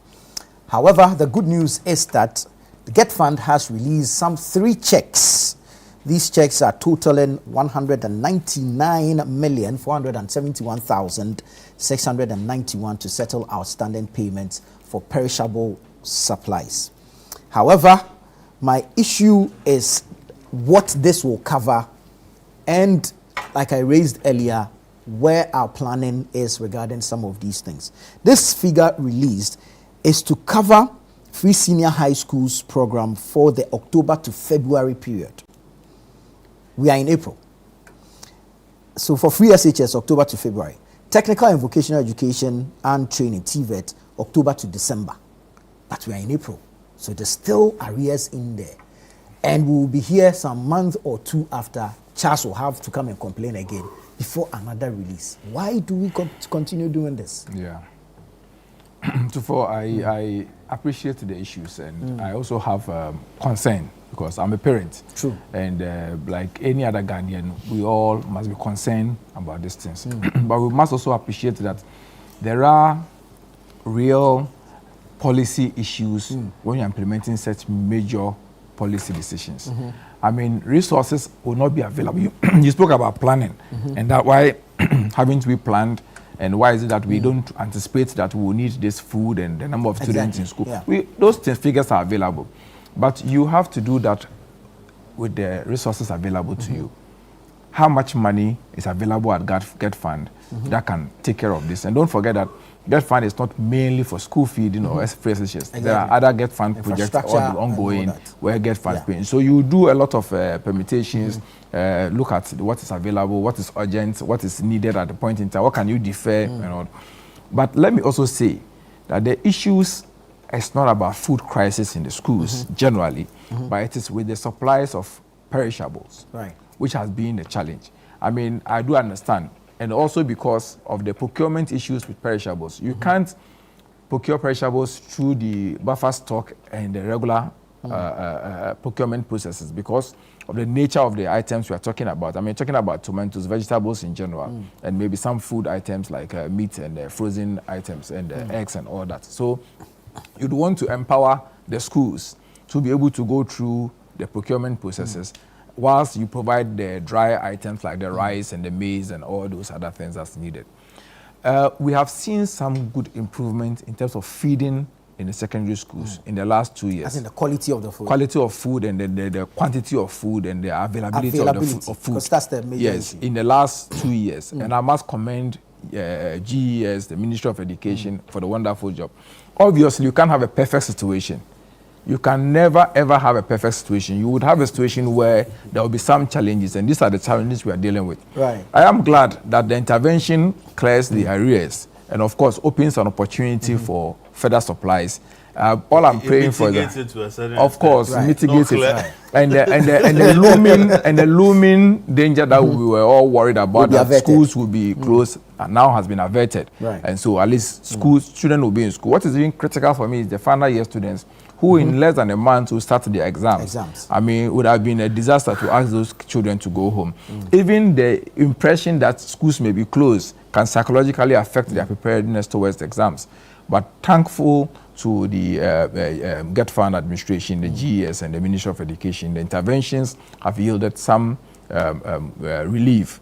We are hoping that going forward, some of these things would have a better improvement. I am sure some of this has come up because of one of the key campaign promises His Excellency John Jeremiah Mahama said that he is going to empower the schools to start procuring their own food and enable them to be able to take care of their feeding challenge.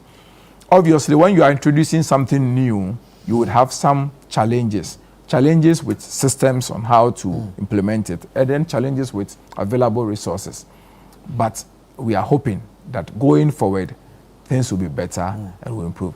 What, for me, it is very important in all these discussions that we need to review free SHS. We need to. Listen, we are... Which aspects? The funding aspect, the free component of it. Let's be fair to ourselves. We can't just use one brush to provide a solution to everything when indeed the solution is not an omnibus one. The problem is not an omnibus one that requires an omnibus solution. There are peculiar students who have problems with affording free secondary school.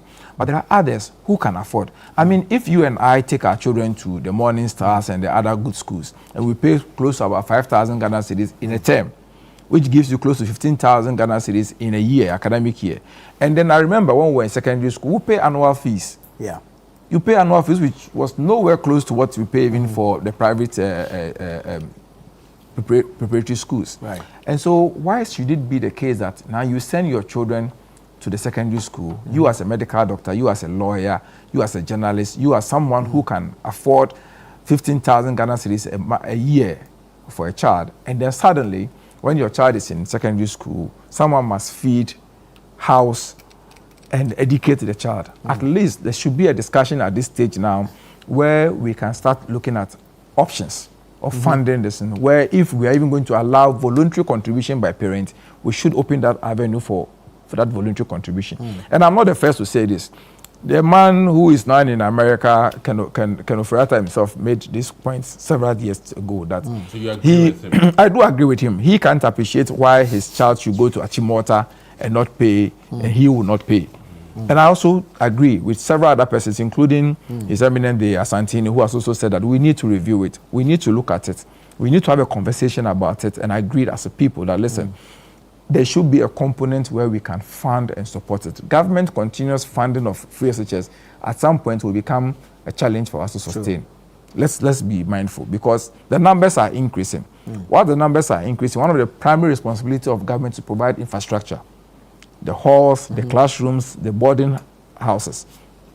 Parents can do best with providing some amount of money to help with feeding. Because you are not paying utility whilst your child is in school. You're not paying for food. You're not paying for tuition. We should have that conversation where we can all contribute something to support it. Otherwise, we'll collapse the schools. And take it or leave it. I mean, some of us think that there are options in private schools that we can send. But how many good secondary schools are in the private sector that can really absorb the numbers?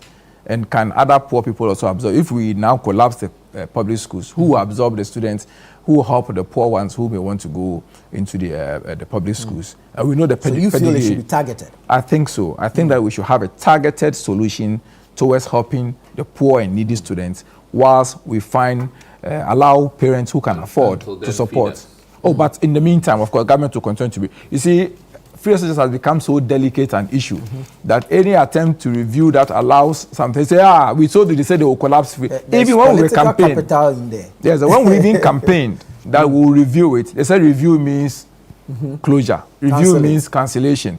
And that is the worst English interpretation I've ever heard from any MPP person. That you would equate review to cancellation. But when we had voices like the Asantehene himself calling for the review, they kept quiet.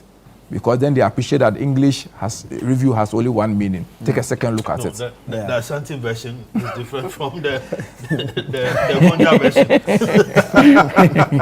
version. So in conclusion, I think that this may be a challenge that we are dealing with now, but also gives an opportunity for us to have a holistic review of it. It's been there. And listen, it's not even with free SHS. When we were even going through the normal paying systems, the schools in the north always had this challenge, where periodically, every academic year, feeding grants was a challenge, and students were sent home. Until money comes and government recalls the schools recall them back. So it has been a periodic issue. And for me, it is a matter of funding. Available resources to fund it. Because this particular challenge has to do with delayed funding. Funding. Not the availability of the perishables. And so the headmasters are basically robbing Peter to people, taking from one vendor, we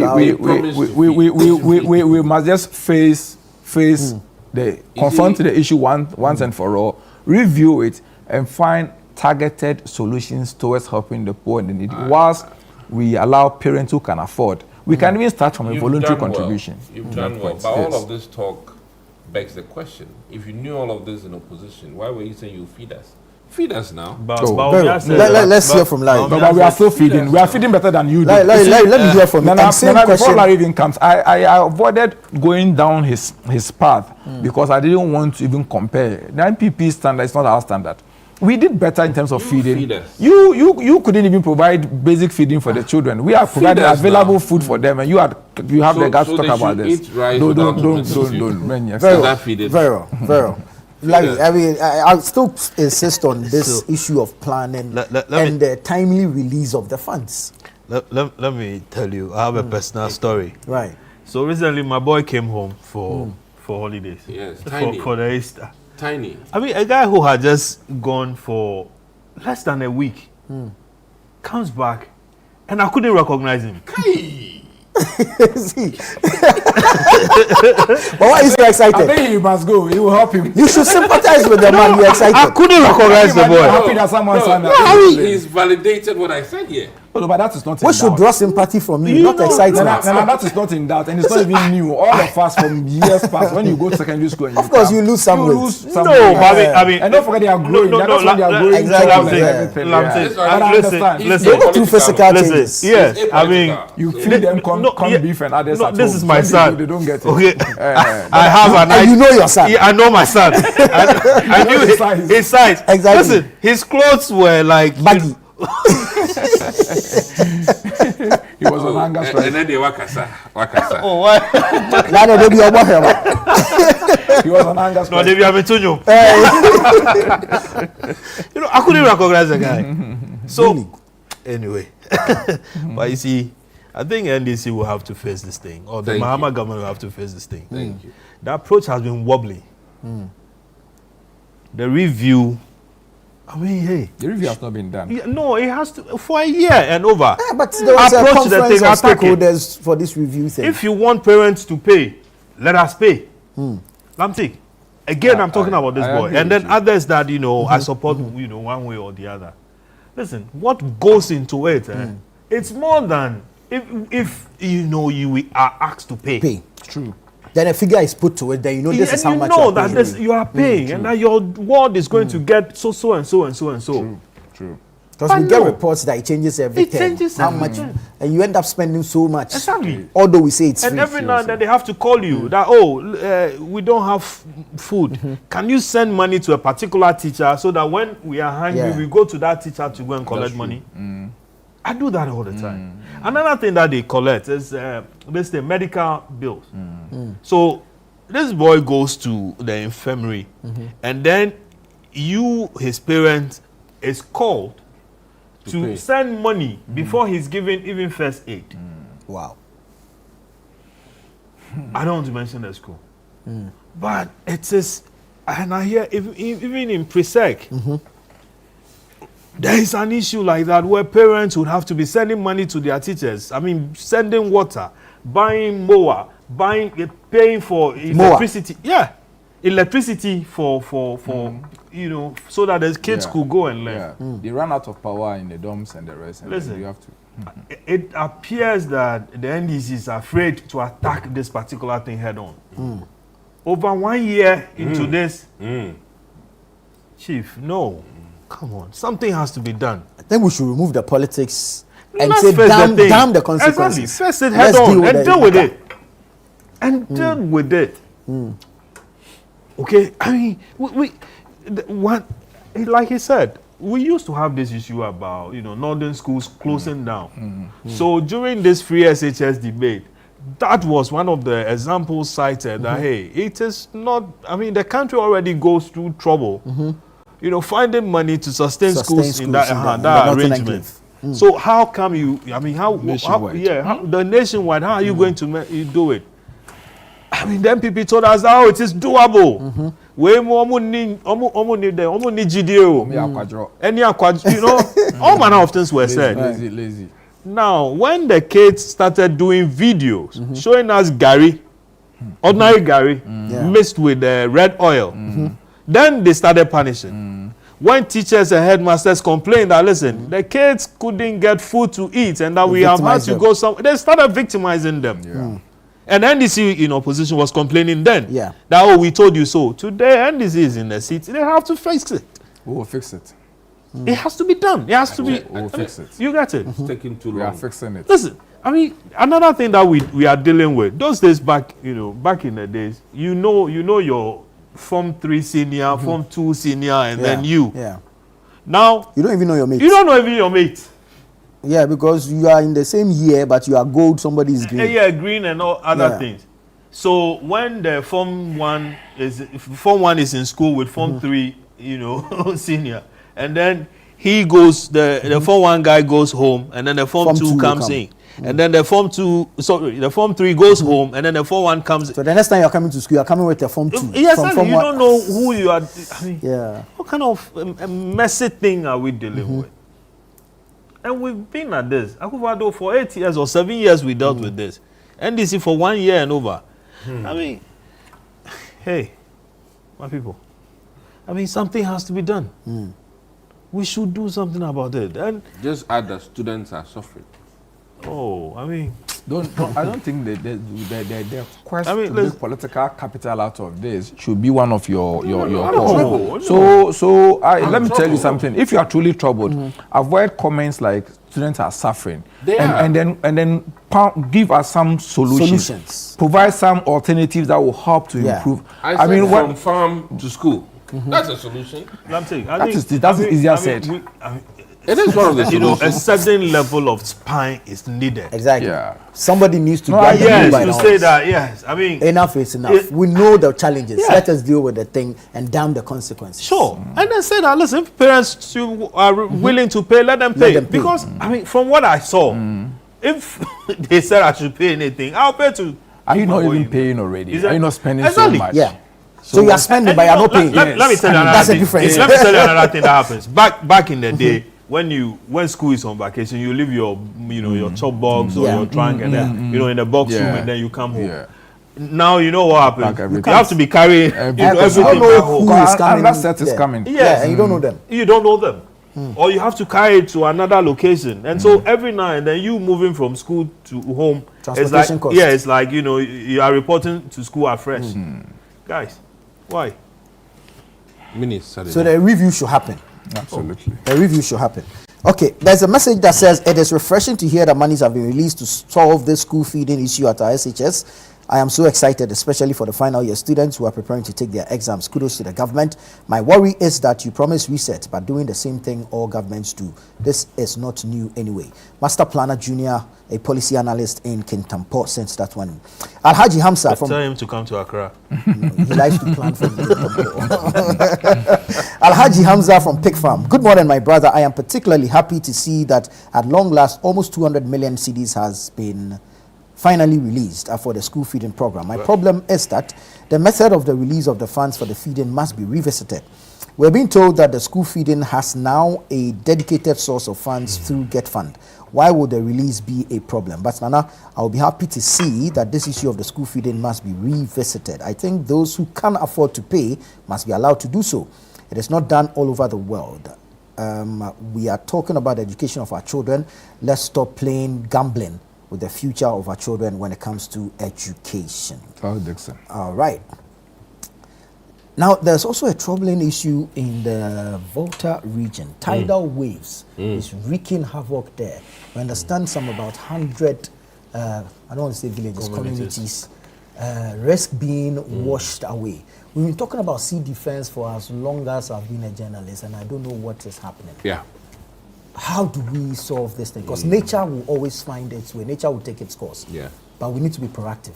Just a minute or two on this matter. Yes, so on this matter, I must admit that the Okudjatoa Black Quays were very prominent headline news, front page on these flooding issues.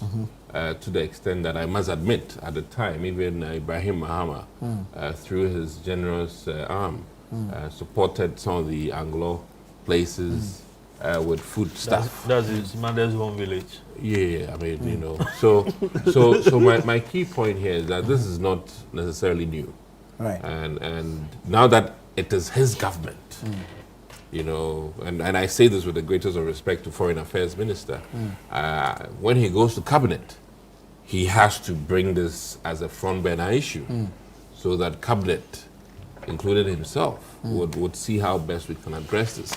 People are screaming about monies that are due some of these people. I also think that education on how they move out, because I must look at it from the other side. Some people build in waterways in this country, and that also has to be looked at carefully through the auspices of NADMO and other governmental agencies. This thing has to be addressed where people are in flood zones and repeatedly go back there when government has earmarked or cordoned off some of these areas. So I'm hoping that he'll take a very bold center stage as he did when we're in opposition about this matter, which is dear to all of us. It doesn't have to be him alone. I mean, we've seen his Volta regional minister. He championed it. He should champion it now in government. Thank you. Council, yes. What are we looking at? Relocation, resettlement, or still sea defense? We may have to do a combination of everything that you have said. I mean, relocation, settlement, sea defense. I mean, sea defense will be a long-term permanent solution. That's more of it. And then, of course, relocation may just be in the interim because of the likelihood of the effect of the tidal waves. But we can't discuss this issue without going back to look at funds that were made available under a World Bank program and how those funds were dispersed. in 2023 under your government, under Nana Akufo-Addo's I government. thought you'd start from Keta. I chose where to start from. You had the opportunity to Yeah. speak and you decided that you would bring a black You one. went for a black one. I'm just saying. I say he had the opportunity to speak and Because decided to many make governments have Ablakwa a taken, discussion. Exactly. When indeed the subject matter had nothing to do with Ablakwa. So let's focus on tidal waves and be If for quiet for a anything, moment. we saw the water relief projects. in Absolutely. Blackburn So I when mean, the Akosombo I spillage wouldn't happened. want to. If Yeah. I do that, he's setting the pace for me to follow. I will Very not well. follow his. Very Let me set my Please own make your standard. point. Yes. So my point is that listen, we had opportunity of a $150 million funding from the World Bank to help resolve this issue. One of the greatest complaints from the MP of Anglong is that these monies seem to have been spent on meetings, trainings, and workshops without necessarily targeting and spending the money in solving the problem. It's just that people haven't been coming And to the even in community. one of his greatest concern about the MP is that as we speak, or at the time he was speaking, some key stakeholders from his community where they are affected were come in Eburi for a discussion, a meeting in respect of that. See how far they move them away from the area, from the trouble, to Eburi to go and have a discussion when indeed they are facing imminent danger in their community. I mean, it's about time leadership starts being responsible. Those who are in charge of the funds in 2023 need to be brought to book. They need to answer to us, what did they use the money for? And why have they let the people down? Right. But that, nonetheless, that doesn't take away our responsibility to ensure that this issue is resolved and resolved more permanently. We need to find solutions to it because, see, we can't do anything about it. This is nature's way of dealing with nature's issue. We have to find a way to prevent the effect on us. Very well. Larry. But how are they doing that program without the MP, a major stakeholder in the, It will tell you clearly that he is protesting. He's not interested in that, clearly. Is this your area? Is that? Then Yeah, my where mom is from that side. Very well. Yeah, my mom is from that side. Then my dad is from the adjoining, one of the adjoining communities. So that place is also will also be partly your affected. Dad used to cross the road to. Well, that's not where they met. Okay. He crossed the river. That's not where Oh, they you met. crossed the river. That's not where they met. Very well. Be sure you don't give me trouble. Wait, they are watching? As someone's. No. Okay. My dad is passed. Yeah. Very well. Yeah, my dad is Very passed. well. So May he rest in peace. we've been at this thing for God knows how long, and we seem not to be getting solution to it. Okay. I mean, see, already when they mention Keta, Keta simply means anuaso. Okay. You know, On the sun. yeah, on the sun. Okay. On the sun. So meaning that, I mean, there's no hard surface on which most of these towns or communities, were built. Now, so the sea comes or the water rises, and then there's, the waves come and clears the sun away, and gradually it's eating into people's buildings or into communities and so on. That is what we are dealing with. Now, what it means is that you have to put in place a good program that pushes the sea away. Okay. Keeps it away. Keeps it away. I mean, people say that, people cite the example of Holland and many other places where land has been reclaimed from the sea. Okay. But the difference is that the kind of sea from which, these lands were reclaimed is different from this violent Gulf of Guinea kind of other places. You go to the, is it a Caps, this one, the Black Sea. I mean, it's virtually like a river. It's calm. Yeah, it's calm. It's calm. Okay, but ours here, I mean, it's quite, and then The African demons are violent. and then the salt content too, over here is higher than the other place over there. So we need to put in place certain mechanism to ensure that some of these things are taken care of. We can't do this argument also without looking at the weather, the global warming. Yeah, climate change. The climate change, okay? That it's also part of this continuous contributing factor. What are we doing? Are we planting more trees? Or we are encouraging people to be, felling more trees? And people encroaching where and they people, are not supposed where to they are not encroach. supposed People doing sand winning. when they are not supposed to do that. People will tell you that, oh, the sea sand is better than the, you know, the ordinary ones. And so they go there to go and fetch and come and use it for their own, you know, building projects and so on. Very well. I mean, we are in trouble. Right. Something has to be done. This continuous claiming of money that they do conferences upon conferences that people don't get any benefit Capacity from. building. Yeah, capacity building. I mean, in this same discussion, you know, we are supposed to be talking about building a harbor or a port. Catapult. A catapult. Are you building the port on the sand and then the sea will rise and clear it? The port that had a CEO without existing. Who was paid salaries? And Anyways, just when I thank you, we'll have to leave it here. Quick message: the free SHS is problematic. We don't know what is free anymore. Some schools are asking parents to buy tablets for their wards. Printing fees are overly charged at 100 cedis. That's very serious. And he says he can name a school in the Bono region that's doing that.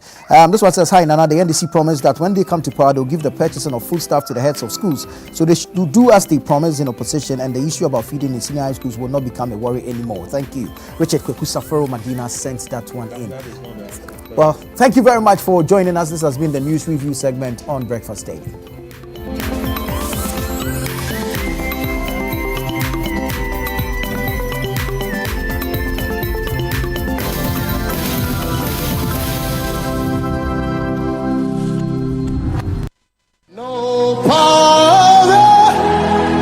Another year is here.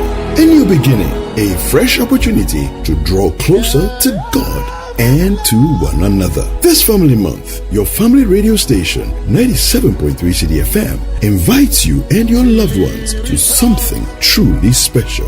The 2026 Family Consecration Service, a sacred gathering where families come together in prayer, faith, and unity. It's a moment to dedicate your home to God's loving care, to seek His protection, His guidance, and His peace over every household. Come and experience divine connection as we pray for strength, restoration, unity, and direction for our families. Married couples will also have the opportunity to renew their vows, reaffirming love, commitment, and purpose. The date is Friday, the 1st of May, 2026, from 6 a.m. to 12 noon. The venue is the Oil Dome, Royal House Chapel, Accra. Bring your entire family and come expectant. And let's commit our homes into God's hands. 2026 Family Consecration Service is powered by 97.3 CDFM with support from Channel 1 TV, because the family that prays together stays together. Calls me in the power for Christ the solid. Heartbreak hurts. But how do you move on without becoming bitter?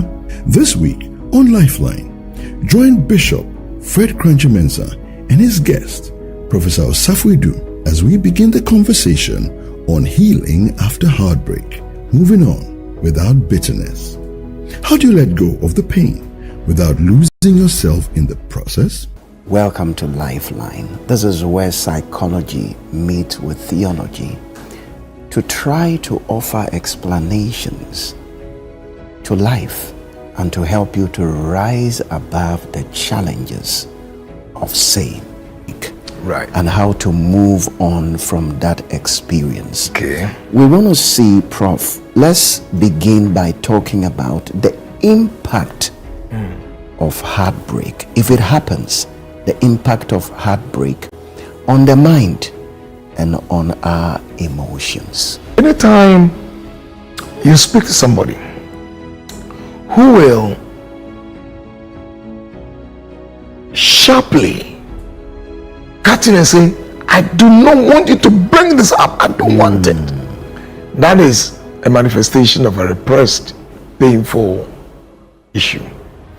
Lifeline airs every Tuesday and Thursday at 10 p.m. prompt, only on Channel 1 TV.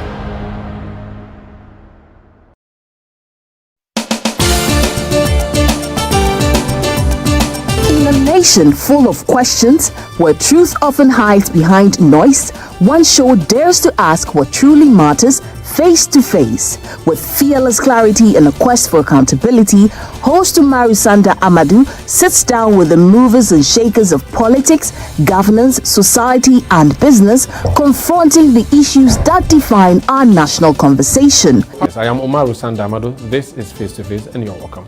I say very often on the floor of Parliament that when we were in government, we got some things right, we got some things wrong. Are you still planning to go to Parliament, or you want to look at National Party office position? No, I'll be going back to Parliament. There's an unfinished business which I need to do. Sports has 3 legs: development, management, and promotion. Disintegration is extreme. We do not wish that even on your worst enemy. Every Tuesday at 9 p.m., join Umaru-Sanda Amadou on Face to Face as he digs deeper, challenges power, and reveals the stories shaping Ghana's future. Only on Channel One TV. In a world where digital media is taking over, one conversation is bringing the past, present, and future of media together. The Africa Media Bureau invites you to a one-day media convergence conference uniting faculties of media and communication studies, industry practitioners, regulators, and technology partners across Ghana. Theme: Media Convergence in Ghana, rethinking traditional media in a digital-first era. A bold conversation on how traditional media and digital technologies are transforming media practice and education. Date: 29 April 2026. Time: 8:30 a.m. to 5 p.m. Venue: La Palm Royal Beach Hotel, Accra. If you are a senior media practitioner, a CSO engaged in media advocacy, or a lecturer or trainer in media management, this conference is for you. WhatsApp 0503-332-375 to register. Be a part of the conversation shaping the future of media. The Africa Media Bureau One-Day Media Convergence Conference is powered by the Africa Media Bureau in association with the School of Information and Communication Studies, University of Ghana, Legon, and it's proudly sponsored by MTN, Haptel, Margins Group, and GCB Bank. The Africa Media Bureau One-Day Media Convergence Conference, connecting minds, transforming media.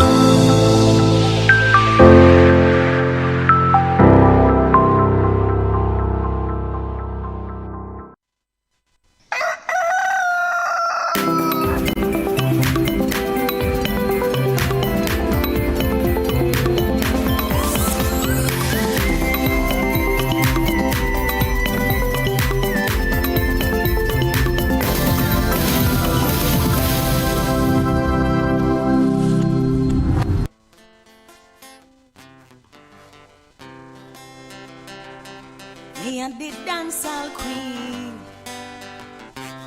ruling with might in the spotlighting. Baby, we're shining so bright, extraterrestrial magic to distant lands. Me a command the rhythm with my skill mount in a dancehall story. I'm the tone.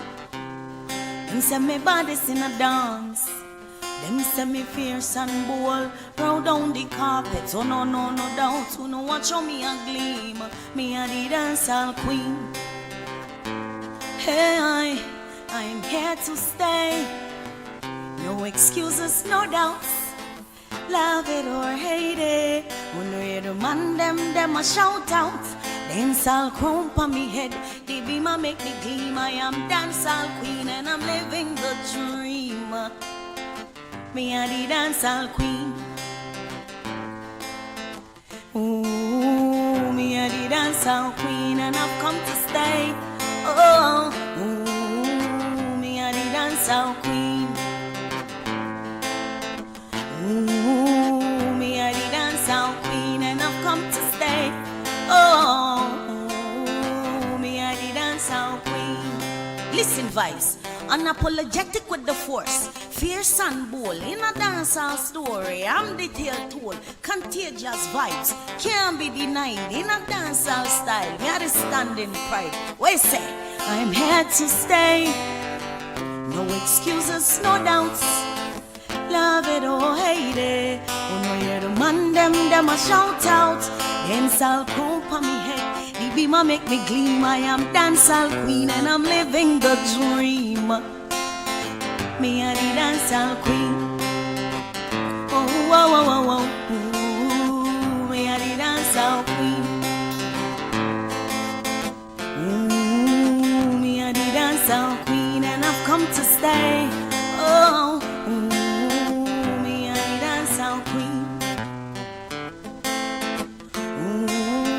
Me and the dancehall queen, and I've come to stay. Oh, me and the dancehall queen. Yes, yes, yes. This song was inspired by body shaming, because online I see a lot of guys and ladies body shaming people and saying, oh, look at her stomach is big, look at her, she looks skinny and all of that. Yes, I. Me body good, oh. Me body good, oh. Me body good. Can I see it? Me body good. Me body good, me body good, me body good. That how the king man say. Me body good, me body good, me body good, me body good. That how the king man say. Me body good, me body good, me body good, me body good. That how the king man say. Good, me body good, me body good, me body good. J Moko keke can't walk to me. Queen of the coast, me no take back chat. Them girl test me, them a go and go back. Louis V for me wrist, me no wear some pass. That's where the king man say.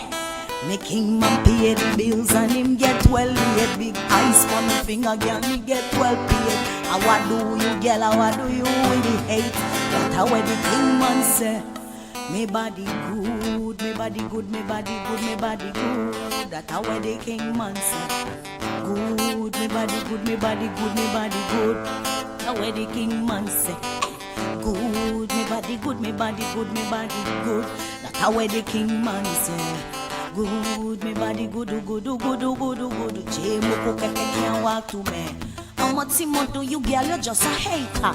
Me no beg girlfriend, I be smooth operator. Me no brag about it, now me be the leader. That's how the king man say.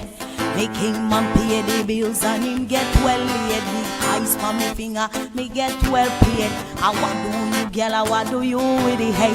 That's how the king man say. Me body good, me body good. That's how the king man say. Me body good, me body good, me body good, me body good. That's how the king man say. Good, me body good, good, good, good, good. That's how the king man say. Me body good, me body good, good, good. J Moko keke can't walk to me. J Moko keke can't walk to me. J Moko keke can't walk to me. J Moko keke can't walk to me. J Moko keke can't walk to me. Let's run the town, Agbe. Is Agbe on the guitar? Yeah, my name is Akle, and I'm the authentic voice of Labadi. What you mean? Na na na na na na na. Akle, I'm me, I run the town. I know girl could take my down. She dey go crazy, thinking crazy. I listen what me say. I'm me, I run the town. I know girl could take my down. She dey go crazy, thinking crazy. I say hot body girl, them they up on the planet, but girl get upset over what me do. Wasted thing me say, them girl they are farming. So many man them want run come put it on me. Think well, joke life them are leaving. Come on, some animated comic, Camini cartoons. Hey, I'm me, I run the town. I know girl could take my down. She dey go crazy, thinking crazy. I listen what me say. I'm me, I run the town. I know girl could take me down. She dey go crazy, thinking crazy. Inge so swami, inge so swami, Ajay. Inge so swami, inge so swami, Ajay. Akle, I'm me, I run the town. I know girl could take me down. She dey go crazy, thinking crazy. Yeah. She dey go crazy, yeah, yeah.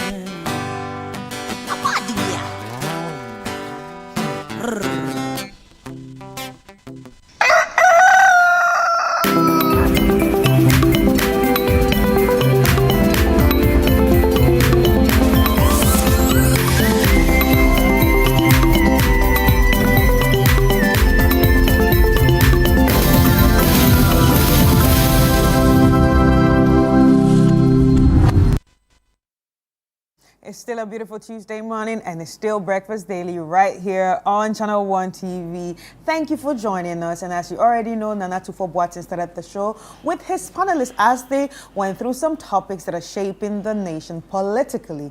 Now we are going to be taking you till 11 a.m., bringing you other parts of the show where we get to have interviews, enter our communities, and even break down the trends on social media right here to you. My name is Chris Carter. My name is Philip Nihlati, and of course, like Chris said, thank you so much for joining us. We are taking it over from here. I want to ask you if you are still praying, because we've brought you the opportunity to be part of us in terms of prayer. So there's a seasons of prayer, weekdays in the month of April from 1st to 30th of April. We have some few days to go, about 9 days more to end the month of April. Oh, so mine. yeah, 9 Already? days. Yeah, 9 days. Today is 21st of April. So if you've been thinking of praying when we started this particular program, then you have just 9 days to join. Just a week and 2 days. So you should try and join. Midnight Cry starts from 12 a.m. to 1 a.m. This is your day from 4 a.m. to 6 a.m. and prayer encounter from 12 p.m. to 1 p.m. We are that charitable, so we bring it to you on Facebook. So if you get a link, please share.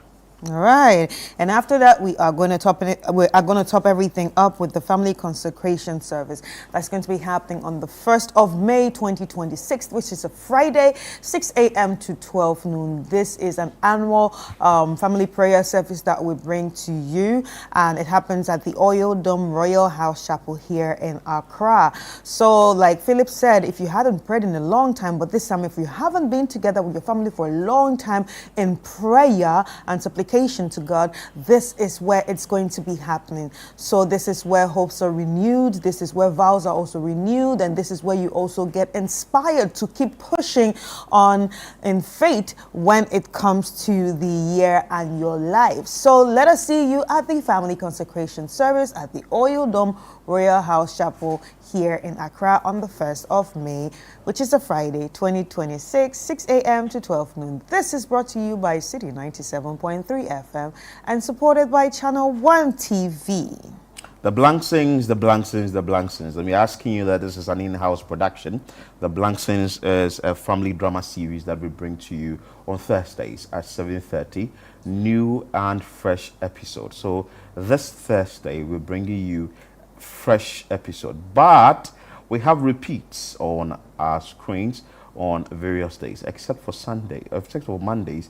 All other days we have repeats here on the show on Channel One TV. So on Fridays it's 11:30 a.m. on Saturdays it's 7 p.m. Sundays 4:30 p.m.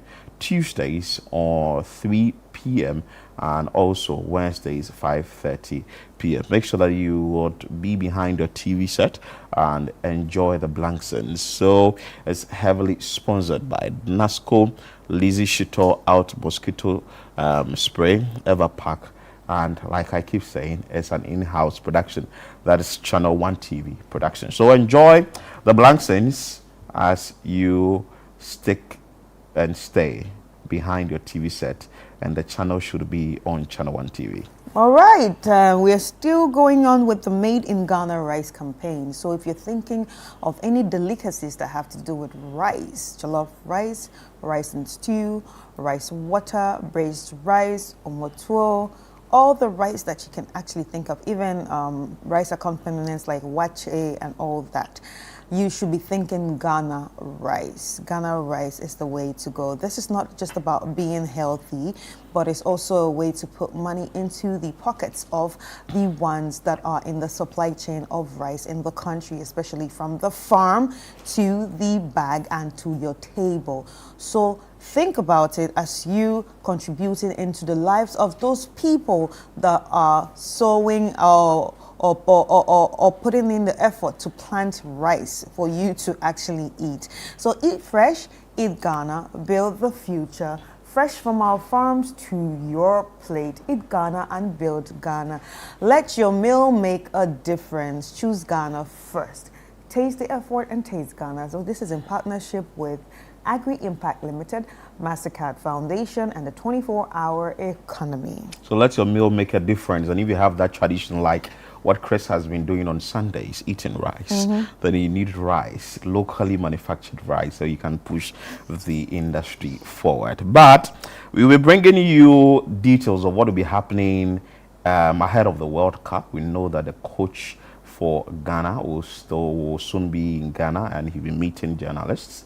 But this show that you can see on your screen now, that is World Cup Central, Fridays, 3 p.m., hosted by Gabi Ofer. You can call him Gabi Milito.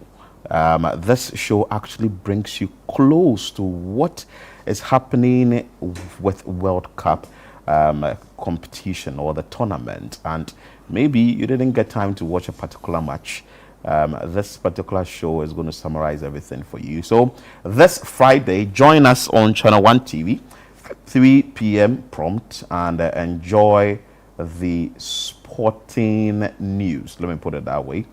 Stories within the sports world, and I'm sure Gabi is going to break them down together with his panelists. So make sure that you're part of this show on Fridays at 3 p.m. All right, and on Saturday we are going to be coming with Wonder Space Show, and of course you already know that the second season has already started. So the Wonder Space Show is a show for children and even parents and teachers, anyone that is actually taking care of a ward. The Wonder Space Show is for you. So it's every Saturday at 12 p.m. So just get to sit, enjoy, and of course get to learn something new from every industry with Miss Natalie. Yep. So, and of course, download the Channel 1 News app, and I'm sure whatever we are talking about here, you would just get the information, just a notification on your phone, and we are good to go. But earlier, when I was talking, I made mention of the fact that we'll bring you what is going to happen in Ghana on Thursday. So, straight into the trends,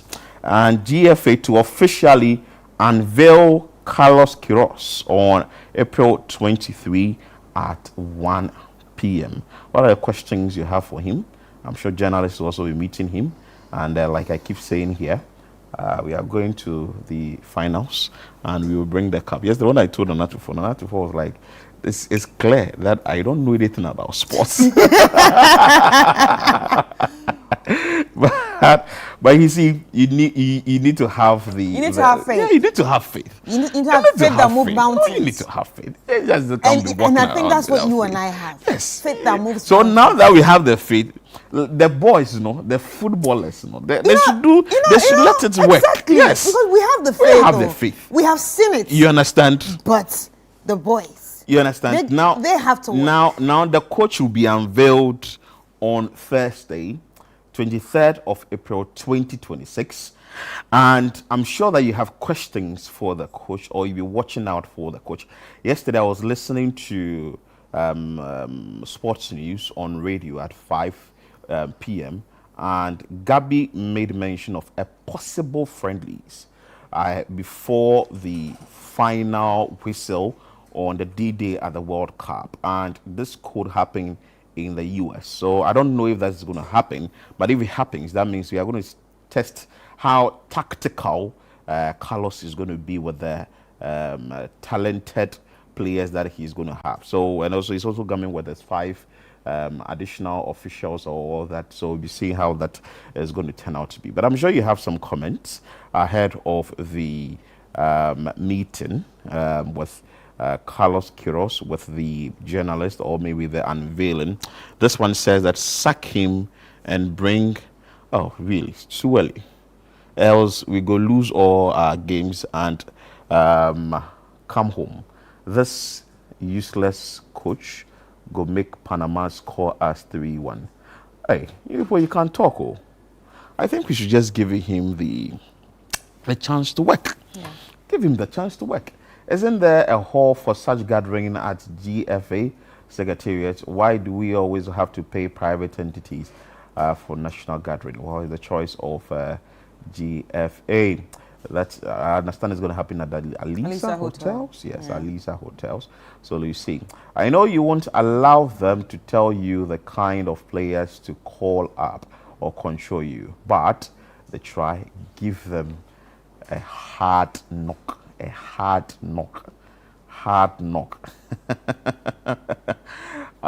This one, in Kiros we trust, in Carlos we trust, in the boys we trust that we will be getting to the finals and we will be bringing the cup.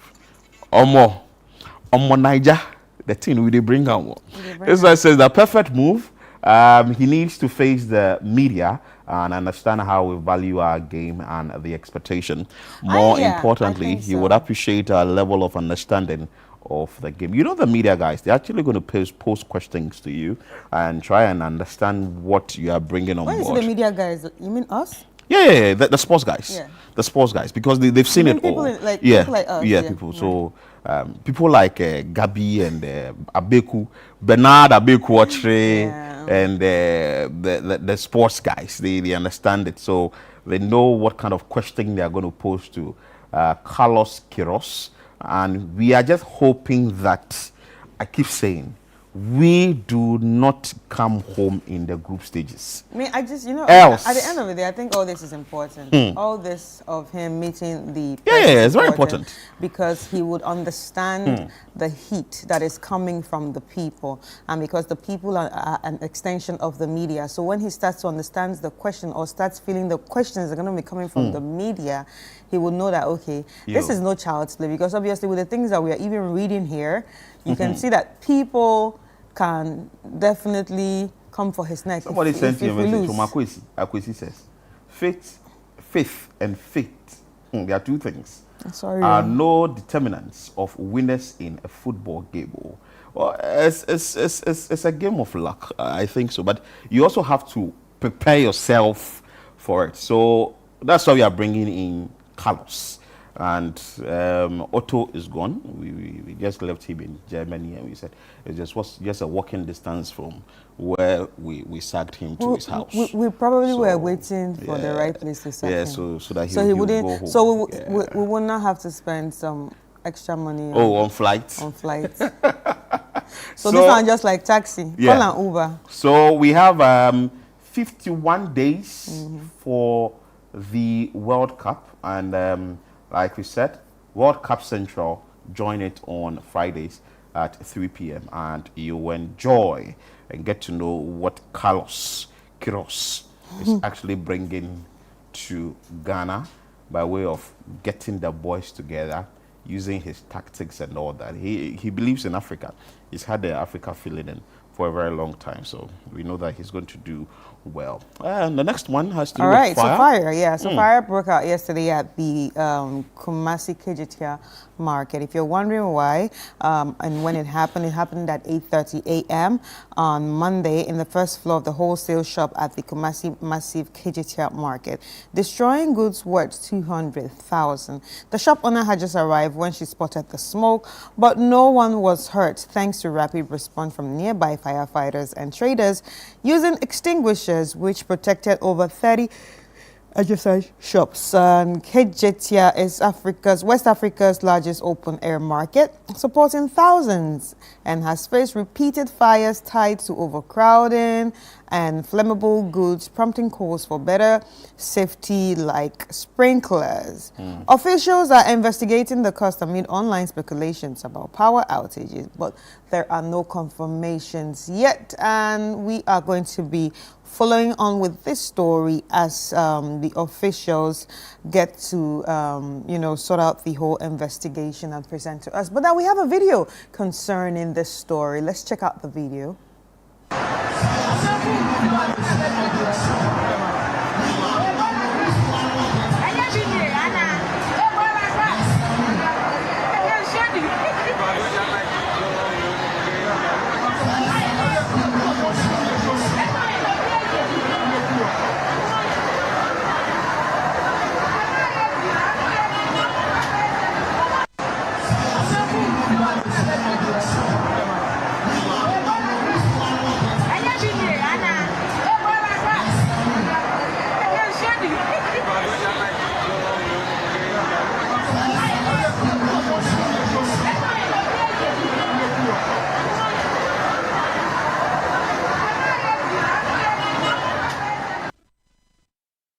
And there you have it. It's quite unfortunate, and we just thank God that no one was hurt. At least the fire service reacted. Yes, swiftly. and also I like the fact that people also brought in their extinguishers. So that means people are beginning to understand that, you know what, yes, these fires are becoming a little bit more frequent. So why not everybody just be prepared? So yes, so I like the fact that almost everybody had, you need to protect the market. And this isn't the first time we're actually seeing this at the KGTR market, if not the other places within Kumasi that we've seen fire got markets. So if this is happening, I'm sure that the various authorities have put in the necessary measures so that any time there is a fire incident, well, it will be doused immediately. So we should just be careful as market women and not record things like this. If you have comments on this, we can quickly share it with our viewers. They clear the roadside well, make the fire people enter. Yeah, there was an issue like that when there was a fire incident, was it PZ thereabout in Kumasi, and the fire officers were having issues moving to where the market was. So maybe going forward, that should be done. I'm sure the authorities, that is the Ghana National Fire Service personnel, may also be working on it, or the assembly as well. I just want to say, every 3 months, fire incident in KGTR. Well, you are saying this is coming from Odogu. Hey, this battle, it looks like every 3 to 4 months we forget fire outbreak. Well, people are really keeping records. People are really keeping records from the last time it happened and what is happening again. So we should be very, very careful. The churches have blocked the road and fire trucks can't even enter. So that's another, yes. Have you been to KGTR? No. Before? I have driven through the market before. So I was moving from Accra going to Bantama, and the Google Map actually asked me to drive. That was the place the Google Map could give me. I drove in the market, and Charlie, you can tell that what the fire officers are going through is true. It's a lot. Yeah, because it's like Makola Market. So you go there and you can't easily access the road. The access road is very bad. Anyway, let's bring you another comment on this issue. Then we move to the next one. This one's the rampant outbreak of fire in our markets is becoming too much.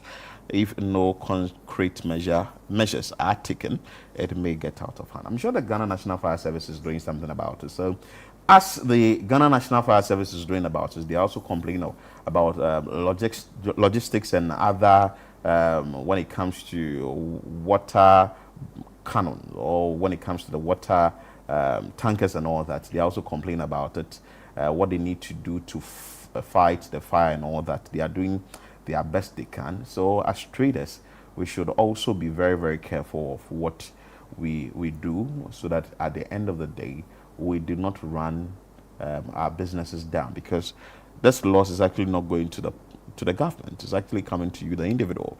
The government could just come in and say that, hey, I want to support you with 1,000, 2,000, 3,000. But the bigger portion of the pain is with you, and you have to bear it. So this is a sad incident, but we hope that going forward we can prevent fire situations like this. All right, so let's go to the third one. The third one is quite an unfortunate one. Still in the Ashanti region. Yeah, so a retired police officer was allegedly assaulted by national security operatives, and this video have been making waves all over social media.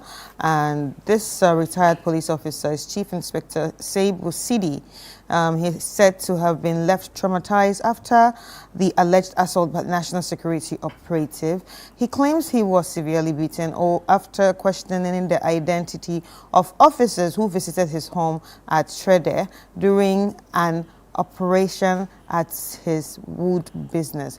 A viral video, which is the one we are seeing on the screen, shows the man being flogged and restrained by men in military camouflage, triggering public outrage and raising fresh concerns over abuse of power. So let us, well, all right. This is a very sad one. This is a very, very sad one, because yesterday when I actually saw the story, I was wondering, why will national security operatives be actually doing this? But this morning on the City Breakfast News, it was read that some sort of investigation has been waded into the issue, and the issue has now been brought to Accra, where these officials from the national security have been identified. Why is he hitting his knees? Why is he hitting his knees? They have been identified. He's using a handcuff to actually hit his knees. Can you see that? Yeah. Wow, like he's a goat. Yeah. So actually, the National Security Secretariat in the Ashanti region has confirmed that the officers involved have been identified and investigations have begun. Deputy Ashanti Regional Security Coordinator Al Hassan Tapsuba said the conduct of the operatives is condemned and assured that the case has been taken over by the authorities in Accra. He added that the National Security Coordinator is unhappy about the incident and has directed that those involved be invited to answer questions as investigations continue. And then, you know, one sad thing about this whole situation is when they went to his house and started this whole beating, the man's daughter, who is 13 years old, tried to record it, and they broke the phone from her hand. It's sad. It's sad. We shouldn't be using our little power we have to be tormenting people like that. But anyway, investigations are ongoing, and we'll be waiting for whatever that particular results or the findings will be. Let's bring you comments of this particular story. This is not right. The officers must be arrested and sent to a military court for justice. This is coming from Kwesi, you say. Inhumane behavior, my mental health. Yes. You shouldn't be walking around them and doing your own thing. Well, this says that if you want to see someone's true character, give them person who riches or power. Give that person riches or power. So, for give them riches or power, then you know the person's true character. Yeah. Anyway, this says, I humbly submit that all persons recruited into the security services or agencies should be well trained to undertake how to handle civilian or individuals. Most of them tend to use brute force in simply solving minor issues. The uniform is a symbol of state power, and that power should be exercised with caution. Retraining and education is a must now. What kind of inhumane treatment is this? Even if he's done something, I don't think you should pounce on him and be doing this to him. No. It's not fair. It's no, not, like even look at the whole thing. I mean, you've already pinned him to the ground. So what's even the essence of picking his other feet and then using the thing to hit his leg? It's totally not fair, and I like the fact that the leadership of the national security have been able to identify these officials, and we just hope and pray that the needful will be done to deter others from also doing so. In all honesty, I feel like by now these things have to stop if we have to look into it thoroughly, in the sense that this is not the first time a group of military-cladded men or a military-cladded person is, assaulting someone. Even the security officers, not only the military. Do you understand? We saw the issue with Ibrahim Mahama. Exactly. The artist, so what has also the happened? police Like, officers. why do they still keep doing it? Because It's been back and exactly forth. because if We've not there's had no anything. serious punishment, there needs to be some sort of serious punishment that will deter the rest from doing it. And that will always make you remember that, look, if I do this, I will probably lose my job or something else will happen. But it seems like there's nothing like that. And You it see, just when keeps happening sanctions over and are over taken, again. and we know of these sanctions, we tend to build trust with ourselves when it comes to the security officers that, oh, I can walk to a police officer or a security man, a prisons officer or a navy, someone to also assist me. But if these people are making things very difficult for us and it becomes very scary, and we are seeing these things happening to people out there, It looks like Charlie. And in the open. Yeah, in the open. And everybody stops to watch.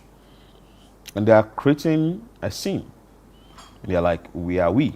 Anyway, it's an investigation, so we don't want to talk much about it here on the show. And let's move away from this story quickly before Chris will move out to the end. We have video of the day. You know, before the video of the day, do you do pork? Yeah, sometimes. Okay. Not always. Is that what is called batch house? That's what I learned. I just learned that at the food festival. Yeah, back to your village food festival. Yeah, Charlie, I didn't know Batch House was that. wearing glasses. I didn't know what's called that. Was in what how do you put? Is it photochromic or what? Photochromic. Yeah. So Batch House was wearing glasses at the Back to Your Village Food Festival. If you have that picture, maybe one of these days we'll bring it to you so that you see it. But somebody decided to give Batch House lift. And not in a car, but on a motorbike. Check this video out from Batch House.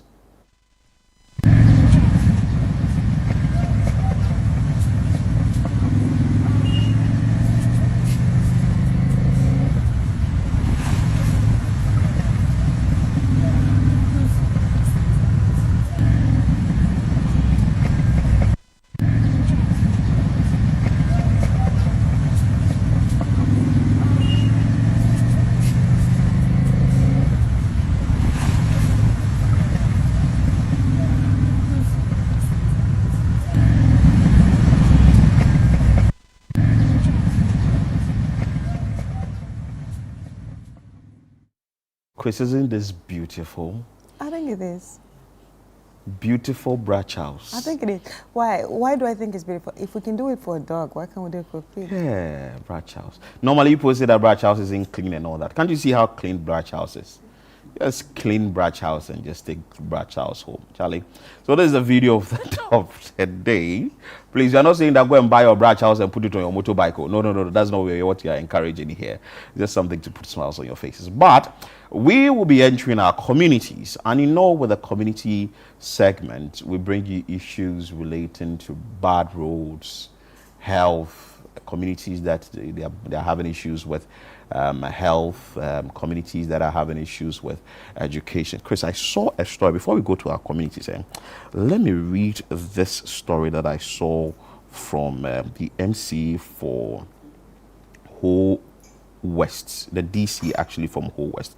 Have you seen the story of the children walking in water?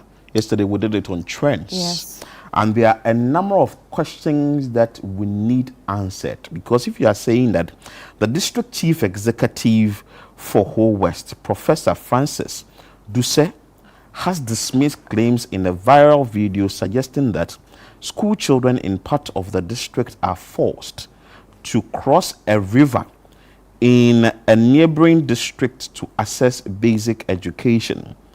The viral video, there is a video circulating on social media, alleges that the pupils from communities such as Abotia and Ache, I think this one should be Avetapo, across the Ayawata River to attend school in the North Turn due to an alleged shortage of teachers and educational infrastructure in their area.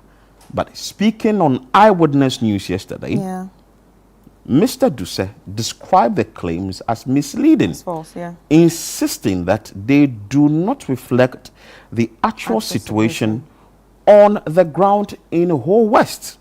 He explained that there are existing educational facilities within the district that makes it unnecessary for pupils to travel outside their jurisdiction for schooling. So the question we are actually asking is, where is this video coming from? Because it's in Ghana. Is it a staged video? I don't think so. Is it a staged video? Maybe I have to be corrected. No, I don't think it's a staged video, and this is a pure Ghanaian school uniform.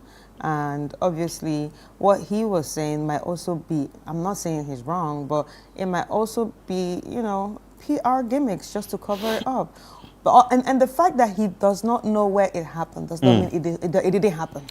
Well, I'm because I'm really thinking. Maybe, Do you understand? maybe our correspondent would have to give us, that is Desmond Ago, would have to give us further details about this particular story. Because I can't actually understand why somebody will stage this. Even if it is it a case that there isn't an area like this in the Volta region where children actually cross? Maybe the Education Ministry would have to wade into this conversation. The Ghana Education Service, please get to the root of this particular issue. And maybe the DCU would also have to explain further, because we need answers. It's the 21st century. Yeah. We wouldn't want to have children actually going to school and they'll have to go and sit in the classrooms with wet school uniform and actually come back home with in wet that school same uniform. situation. And you may not even know what is in that water. Yes. Because bushes all over. Bushes all over. And you don't snakes, know what water snakes, eels. Anyway, so that is it. Just a reaction and also a follow-up to what happened actually on Trends yesterday. But we want to take you straight to the Wa East area, where we understand that the community doesn't have hospital or polyclinic. No medical center. No medical center in that particular area. But our correspondent Martina Masonu actually filed this report. Let's bring you the report after we have a conversation with her and also speak to the authorities so that at least we'll know the reason why they do not have a health facility in the area. And as part of the plans from the government, you want to think of actually putting up a health facility for them in that area. Let's bring you this report. Since its establishment in July 2004, the Wa East district in the Upper West region has continued to face persistent healthcare delivery challenges, despite its large land size and growing population. Wa East remains the only district in the Upper West region without a functional hospital or polyclinic, an absence that continues to strain healthcare delivery. See, we are lacking health facility within Wa East district. We are not having a district hospital. So due to this, we have been having a lot of problems concerning our pregnant mothers.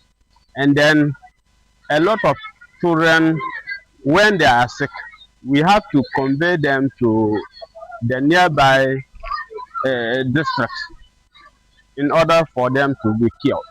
So due to this, we are appealing to government so that they could also come and then build a structured facility within our district so that we will not be struggling so much like what we are experiencing. Without these critical facilities, residents lack access to essential services such as diagnostic care, emergency stabilization, and specialized outpatient treatment. The situation is further worsened by the absence of resident medical doctor, making Wa East the only district in the region without one.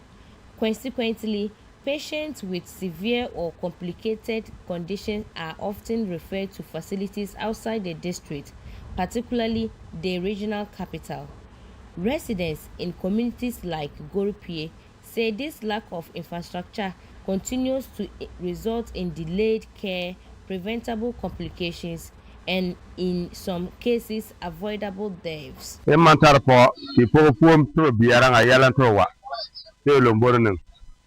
Abia kwa Canada na yamando en kambo ya na tetara wa kapoye. So village tunda buwara sombo. Anna yije ja adaban kutu Wa East.